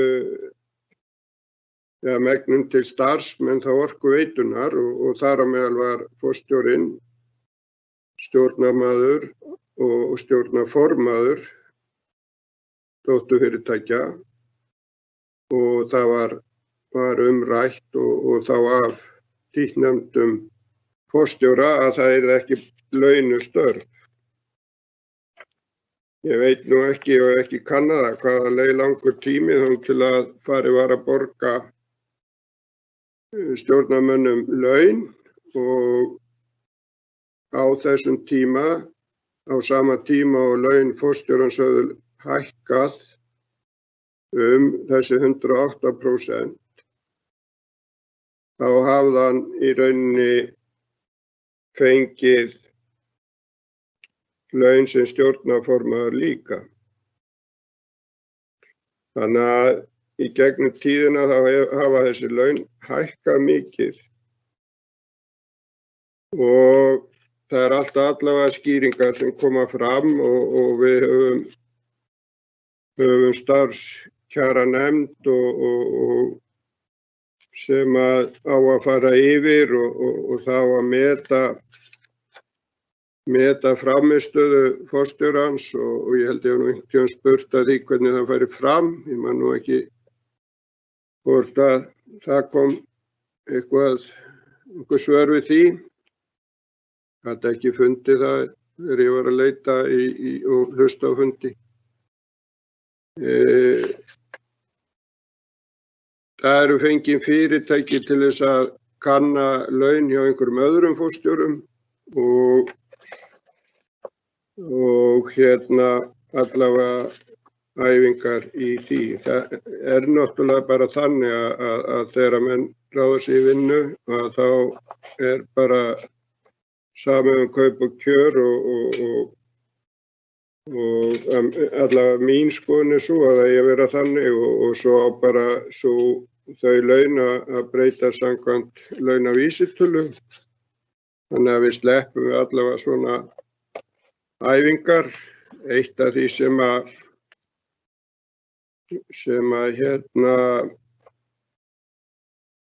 hefur líka verið að laun forstjórans hækkuðu til dæmis 2019 og þá hækkuðu líka afturvirkt, þannig að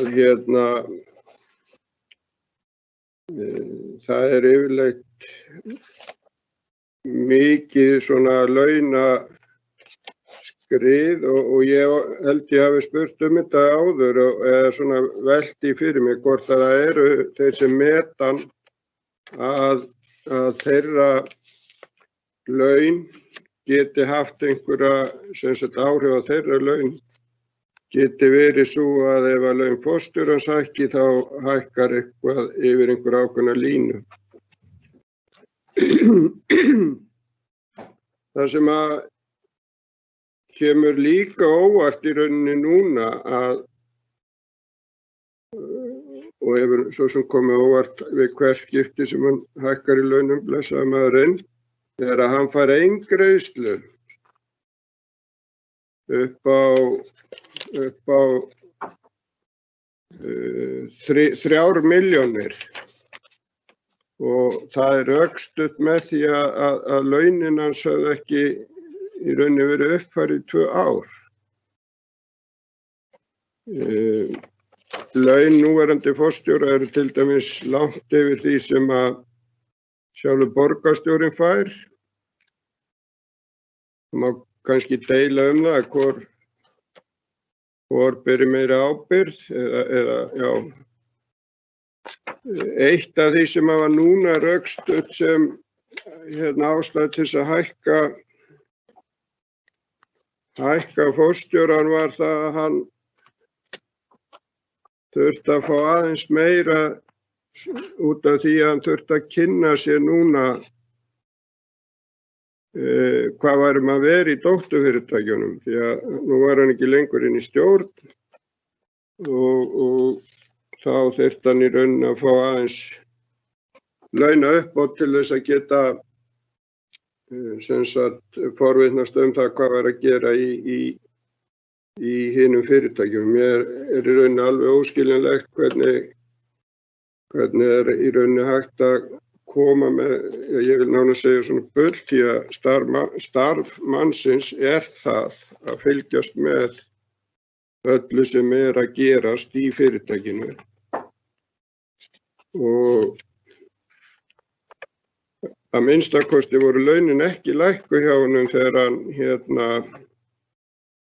þegar hann fékk fleiri forstjórar hjá dótturfyrirtækjunum í rauninni til þess að vinna hluta af þeirri vinnu sem hann hafði unnið áður.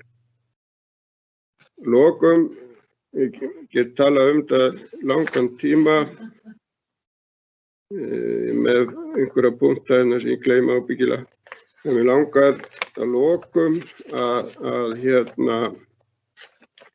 þar sem það kemur fram að það hafi verið einhugur í stjórninni þessa hækkun og ég hef diskuterað þetta áður við okkar stjórnarmenn og mér langar að spyrja þá okkar stjórnarmann Valgarð Lyngdal Jónsson að því hvort að þetta sé rétt að hann hafi samþykkt þessa hækkun. Takk fyrir. Bæjarfulltrúi Einar Brandsson hefur lokið máli sínu. Óska aðrir bæjarfulltrúar eftir því að taka til máls. Bæjarfulltrúi Valgarður Lyngdal Jónsson hefur beðið orðið. Gjörðu svo vel, Valgarður.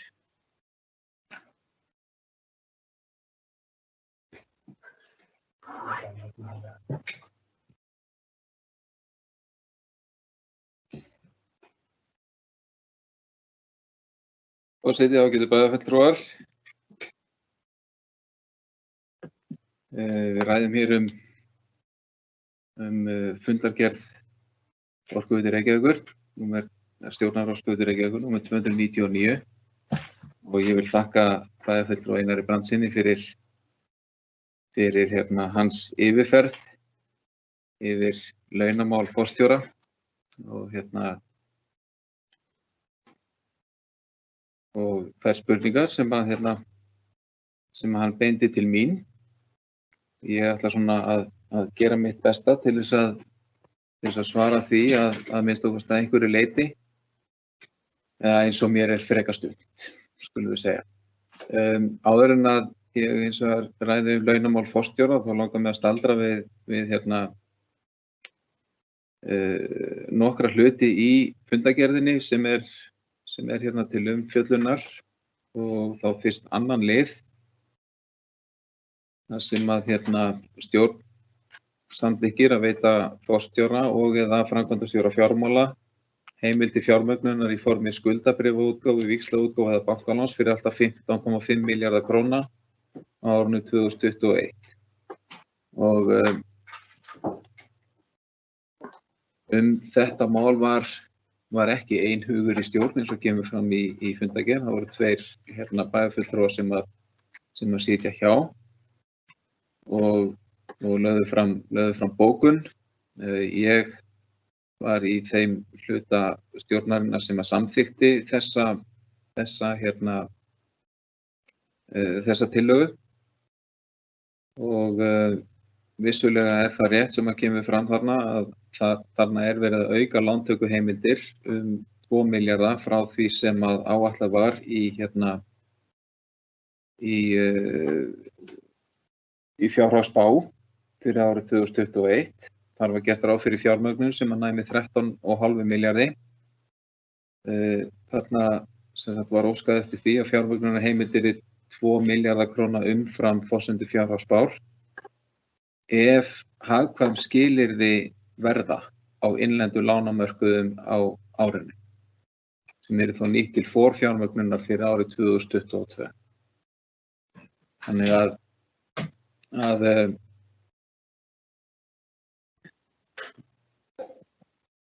þarna ekki það að ræða að það sé verið að taka auka lán til þess að fjármagna eigendur fyrirtækisins, heldur verið að skapa rými til þess að grípa tækifæri ef að hagkvæm skilyrði skyldu verða eða hugsanlega til að mæta mögulega óvæntum áföllum á næsta ári. Til að setja þessa upphæð aðeins í samhengi að þá má geta þess að fjárfestingar ársins 2021 hjá Orkuveitunni eru áætlaðar 21,2 milljarðar. Afborganir langtímaskulda eru áætlaðar 19,1 milljarður. Þar af gert ráð fyrir uppgreiðslu eigendalána fyrir lok fyrsta ársfjórðungs 2021 á fjárhæð 3,6 milljarðar. Það gert ráð fyrir fjárhagsspá 3 milljarða króna arðgreiðslum á árinu og hugsanlega sú tala meira að segja að breytast í 4 milljarða. Til samanburðar áætlað að handbært fé frá rekstri nemi 23,6 milljónir króna á árinu 2021. Þannig að þetta var svona sagan á bak við það að ég tók afstöðu með meirihlutastjórnar og samþykkti þessa tillögu sem þannig kom inn til stjórnar. Nú síðan ætla ég að fá að stoppa við í þriðja lið. Þar það samþykkir stjórn Orkuveitu Reykjavíkur að framselja hugverk, þar með talið vörumerki og aðrar eignir og réttindi sem tengjast Carbfix aðferðinni til Orkuveitu Reykjavíkur eigna sem síðan muni framselja eigninar til Carbfix ohf. Og auka hlutafé sitt í félaginu til samræmis, samanber meðfylgjandi drög að framsalssamningi. Þarna auðvitað eins og allir vita örugglega sem hér sitja gríðarlega spennandi fyrirtæki að ræða, nýstofnað Carbfix, og þarna verið að færa til í rauninni verðmætustu eignir þessa félags sem eru hugverkin. Koma þeim fyrir í félaginu þar sem þær eignir eiga að vera. Hugverkin og aðferðin. Hugverkin eru í rauninni aðferðin sjálf sem felst í því að koma kolefnum niður í basalt og þannig að það steingerist þar. Þessi aðferð og það sem henni fylgir, búnaðar og annað, eru verðmætin í félaginu og áherslana á það núna að tryggja þessar eignir, tryggja sig fyrir til dæmis hugverkastuldi. Og má geta þess að það eru 2 patent í ferli, sem sagt pending, á alþjóðavísu og fleiri umsóknir slíkt í undirbúningi. Þetta tengist auðvitað þeirri umræðu sem kom upp áðan í tengslu við fundargerð bæjarráðs. Carbfix, þetta fyrirtæki, gæti átt mikið undir því að fyrirtæki í stóriðju nái vopnum sínum varðandi græna fjárfestingar, nýsköpun og annað. Og auðvitað skiptir þá, eins og bæjarfulltrúi Einar Brandsson kom inn á í þeirri umræðu, auðvitað skiptir þá rekstrarumhverfi þeirra öllu máli og svo umgjörð sem þeim sköpuð meðal annars af stjórnvöldum. Nú, þá skulum við koma að máli málana, sem er það sem að bæjarfulltrúi Einar Brandsson ræddi hér áðan og fór vel yfir laun forstjóra Orkuveitu Reykjavíkur og kemur vel á vondan að ég skuli standa hér nú og svara fyrir það, vegna þess að ég skal alveg gangast við því að á síðasta kjörtímabili þá gagnrýndi ég þáverandi stjórnarmann okkar í Orkuveitu Reykjavíkur fyrir að hafa samþykkt þá breytingu á launum forstjóra. En ég ætla að reyna að útskýra málið út frá og mína afstöðu út frá svona ferli málsins. Ég vil nú taka það fram svona í upphafi að í hjarta mínu er ég sammála því sem að bæjarfulltrúi Einar Brandsson fór yfir áðan, varðandi í rauninni bara þessar Þessi ofurlaun sem æðstu stjórnendur eru víða að fá og maður svona ástundum svolítið erfitt með að skilja. En það sem að gerist þarna auðvitað það að eins og bæjarfulltrúi Einar Brandsson kom inn á, þá að störfum starfskjaranefnd sem að í sitja 2 stjórnarmenn úr stjórn Orkuveitu Reykjavíkur og svo 3. aðili utanaðkomandi og þessi starfskjaranefnd gerir tillögu til stjórnar launakjör forstjóra. Og ég, líkt og aðrir fulltrúar Akraneskaupstaðar og undan mér, hef verið á móti því að sérstök starfskjaranefnd væri skipuð. Ég hef talað fyrir því að stjórn OR tæki sjálfa að sér þessi verkefni, en hef verið einn þessa skoðun í stjórninni og það allir aðrir stjórnarmenn vilja hafa þetta svona og það bara lýðræðisleg niðurstaða sem ég sætti mig við. Það liggur í hlutarins eðli þegar fyrirkomulagi með þessum hætti að þá eru yfirgnæfandi líkur á því að þegar starfskjaranefnd leggur fram sína tillögu þá verður samþykkt af stjórn. Laun forstjóra Orkuveitu Reykjavíkur hækkuðu síðast í mars 2019. Þá greiddi ég atkvæði á móti hækkuninni, enda ef ég man rétt, frekar en ég hef setið hjá.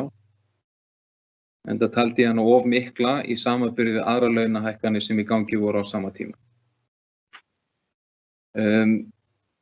Tillaga starfskjaranefndar nú var tvíþætt. Annars vegar miðað við almenna launaþróun í landinu, sem þýðir 3,96% hækkun vegna tímabilsins mars 2019 til desember 2019 og síðan 7,21% hækkun á ársgrundvelli 2020. Hins vegar lagði nefndin til að laun forstjóra hækkuðu 3% viðbótar og rökstyður þá hækkun með vísan til breytts starfsumhverfis vegna yfirsýnar yfir starfsemi dótturfélaga. Þessari hækkun fylgir ákvæði að ráðningarsamningur verði endurskoðaður með tilliti til starfsskyldna forstjóra gagnvart dótturfélaga. Þetta þýðir að laun forstjóra hækka úr 2,5 milljónum í 2,87 milljónir á mánuði. Og að auki eins og bæjarfulltrúi Einar Brandsson kom inn á, þá gerði nefndin tillögu eingreiðslu upp á 3 milljónir króna. Hún ákvörðuð á grundvelli sömu forsendna og varða hækkun á launavísitölu til að mæta þeim töfum sem urðu á ákvörðun launakjara forstjóra. Forstjóri samkvæmt ráðningarsamningi rétt á árlegu launaviðtali en liðin eru 2 ár frá því launans voru síðast endurskoðuð. Svo 3 milljónir séu há upphæð, þá þetta eitthvað sem algengt að gera þegar samningar dragast með þessum hætti. Höfum einnig hugfast og það reyndar eitt af því sem að bæjarfulltrúi Einar Brandsson kom inn á hérna áðan, að þegar að raunin sú og þegar að núverandi forstjóri vék úr stjórnum dótturfélaga, þá hætti hann einnig að fá greitt fyrir setu í þeim stjórnum. Við þetta lækkuðu laun forstjóra tæplega 490.000 krónur á mánuði á þeim tíma. Og það bent á og rökstutt í tillögu starfskjaranefndar að umfang og umboð forstjóra hvað varðar rekstur, verkefni og starfsemi dótturfélaga og yfirsýn yfir hana hafi tekið breytingum við þetta. En umfang og ábyrgð ekki minnkað, nema síður sé. Þessa launalækkun var forstjóri að sjálfsögðu ekki sáttur við. Starfskjaranefndin skoðaði sérstaklega laun forstjóra sambærilegra fyrirtækja. Bæði hvað varðar veltu, starfsmannafjölda, heildareignir og að opinbert eignarhald sé að ræða. Nefndin vísar í starfskjarastefnu OR, þar sem segir að starfskjör í samstæðinu skulu vera samkeppnishæf við kjör í sambærilegum fyrirtækjum og einnig í eigendastefnu þar sem segir að starfskjarastefna eigi að fela í sér hófsemi varðandi laun og starfskjör og laun stjórnenda skulu standa samanburði við sambærileg störf, þó að teknu tilliti til þess að fyrirtæki í eigu opinberra aðila. Bara í þessari setningu þá sveiflast viðmiðið alveg fram og tilbaka. Starfskjör eiga sem sagt að vera samkeppnishæf kjör í sambærilegum fyrirtækjum, eiga að fela í sér hófsemi, en þau eiga að standa samanburð við sambærileg störf, þó að teknu tilliti til þess að fyrirtæki eru opinber eigu. Þá rétt að halda því til haga að í upphaflegum ráðningarsamningi forstjóra var tilgreint að laun hans skyldu miða við ákvörðun kjararáðs laun forstjóra Landsvirkjunar á hverjum tíma.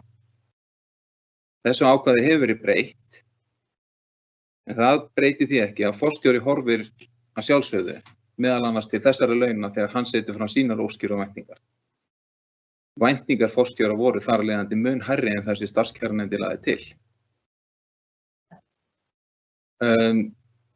Bæjarfulltrúi Einar Brandsson spurði hvort að það hefði verið einhugur í stjórninni og hvort að ég hefði samþykkt þessa tillögu og því verður auðsvarað. Það bara já, það kemur fram í fundargerð. Ég samþykkti þessa tillögu. Ákvörðun mín að samþykkja þessa tillögu snerist að formaður stjórnar hefði sterkt umboð frá stjórn til að semja við forstjóra laun sem voru töluvert fyrir neðan þær væntingar sem við vissum fyrirfram að forstjóri sjálfur hefði. Launin eru há, því verður ekki á móti mælt, en þetta þó að mínum mati millivegur og það var niðurstaða að fara þennan veg. Gott að halda því til haga að þrátt fyrir þessa launahækkun þá forstjóri Orkuveitu Reykjavíkur með talsvert lægri mánaðarlaun en forstjóri Landsvirkjunar. Þannig að við sjáum hvar við værum í dag ef því ákvæði í ráðningarsamningi hefði ekki verið breytt. Einnig nauðsynlegt að halda því til haga að Orkuveita Reykjavíkur afar vel rekið fyrirtæki. Og undir stjórn þessa forstjóra hefur hagur þess vænkað verulega síðustu ár. Það útlit fyrir að á þessu ári geti fyrirtæki greitt eigendum sínum alltaf 4 milljarða í arð sem myndi þá þýða 220 milljónir sem kemur í hlut hagnaðarskaupstaðar.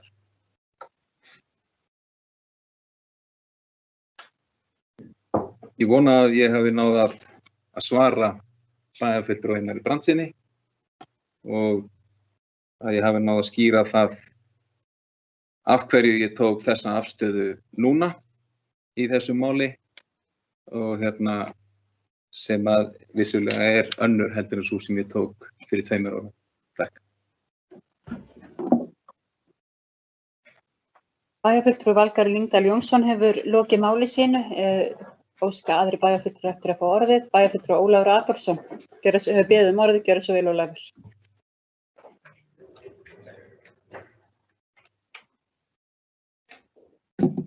Frú forseti, ágætu bæjarfulltrúar. Það athyglisvert hvernig mál ganga oft í hring og við skiptum reglulega hlutverk. Mér mjög minnisstætt á sínum tíma þegar við fjöllum þetta mál hérna og forseti vor gagnrýndi harðlega á þeim tíma fulltrúa hagnaðarskaupstaðar í Orkuveitunni og ég einmitt búinn að finna hérna gamla bókun sem fylgdi því og það þetta athyglisvert að lesa hana með leyfi forseta í ljósi þess sem komið hér fram. Undirritaði bæjarfulltrúar Samfylkingarinnar mótmæla þátttöku fulltrúa hagnaðarskaupstaðar í þeirri ákvörðun stjórnar Orkuveitu Reykjavíkur að hækka laun forstjóra fyrirtækisins 6,9%. Á sama tíma býðst til dæmis almennu launafólki á Faxaflóaöfnum 1,4% launahækkun á grundvelli rammasamkomulags aðila vinnumarkaðarins. Eðlilegt hefði verið að bjóða forstjóra Orkuveitu Reykjavíkur prósentuhækkun í takt við þær hækkanir sem í boði eru fyrir almennt launafólk. Nú ætla ég ekki að dæma hvort að þetta hafi átt við á þessum tíma, en ég man hins vegar mjög vel að ég varði bæjarfulltrúan sem að gagnrýni beindist að. Og ég man vel á þessum fundi þá las ég upp einmitt starfskjarastefnu fyrirtækisins og benti á það að við hefðum samþykkt hana hér inni, samhljóða. Og því væri eðlilegt að við hefðum það umboð gagnvart okkar fulltrúa í fyrirtækinu að það færi eftir þeim samþykktum sem við hefum sjálf samþykkt. Og ég ætla að gera það líka núna.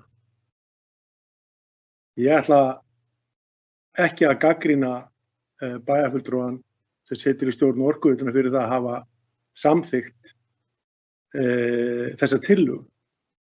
Og ég get allavega sagt að ég hefði gert það sjálfur á nákvæmlega þessum grundvelli. En það hins vegar alveg ástæða fyrir okkur til þess að velta því upp hvort að laun æðstu stjórnenda hjá B-hlutafyrirtækjum eða fyrirtækjum í okkar eigu séu kannski komin úr hófi. Og það alveg hollt að hugsa það mál reglulega. Maður sér alveg fyrir sér að stærstu til dæmis orkufyrirtækin á Íslandi. Það svona ákveðið prinsippmál eða metnaðarmál að þar eru menn að bera sig saman. Og út úr því getur komið niðurstaða þannig að enginn sé ánægður. Hvorki þeir aðilar sem að veita þessum fyrirtækjum forstöðu né heldur við hinn sem berum svo aftur ábyrgð á. Ég held allavega að það sé mjög skynsamlegt hjá okkur að ef við erum ósátt við þá stöðu sem við erum í núna, að við leggjum það þá til að endurskoða þessa stefnu. Við höfum ekkert að vera feimin við það ef okkur finnst það vera svo að mál hafi tekið óæskilega stefnu eða séu komin úr hófi. Þá eigum við ekki að vera feimin við að taka það mál upp. En á sama hátt og ég varði bæjarfulltrúann sem sinnti þeirri ábyrgðar miklu stöðu að vera fulltrúi okkur á Orkuveitunni, þá ætla ég að gera það líka núna og lýsa því yfir að bæjarfulltrúinn fór í öllu eftir því sem við höfum lagt upp með því að samþykkja þessa stefnu. Bæjarfulltrúi Ólafur Adolfsson hefur lokið máli sínu. Óska fleiri bæjarfulltrúar eftir því að taka til máls undir þessum lið?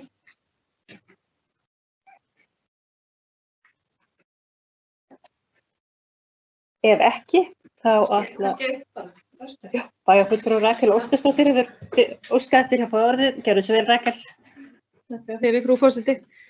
Ágætu bæjarfulltrúar, ég er sem sagt títinu umræddi fyrrverandi stjórnarmaður Orkuveitu Reykjavíkur sem var svo tekin á beinið fulltrúum Samfylkingarinnar á síðasta kjörtímabili og svo mikið að það þurfti að skrifa um það í blöðin eða láta vita í blöðunum um þetta.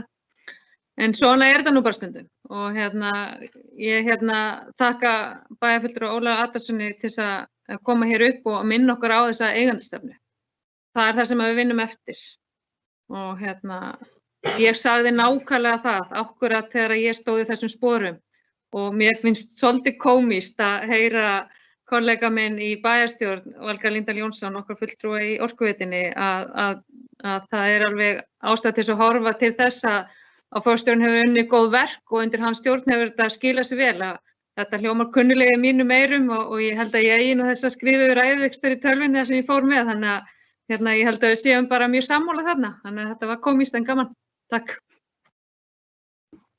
Bæjarfulltrúi Rakel Óskarsdóttir hefur lokið máli sínu. Eru það fleiri bæjarfulltrúar sem óska eftir því að taka til máls undir þessum lið? Og fundargerðum stjórnar Orkuveitu Reykjavíkur? Ef ekki, þá ætla ég að biðja bæjarfulltrúa Valgarð Líndal Jónsson að stíga aftur í sæti forseta.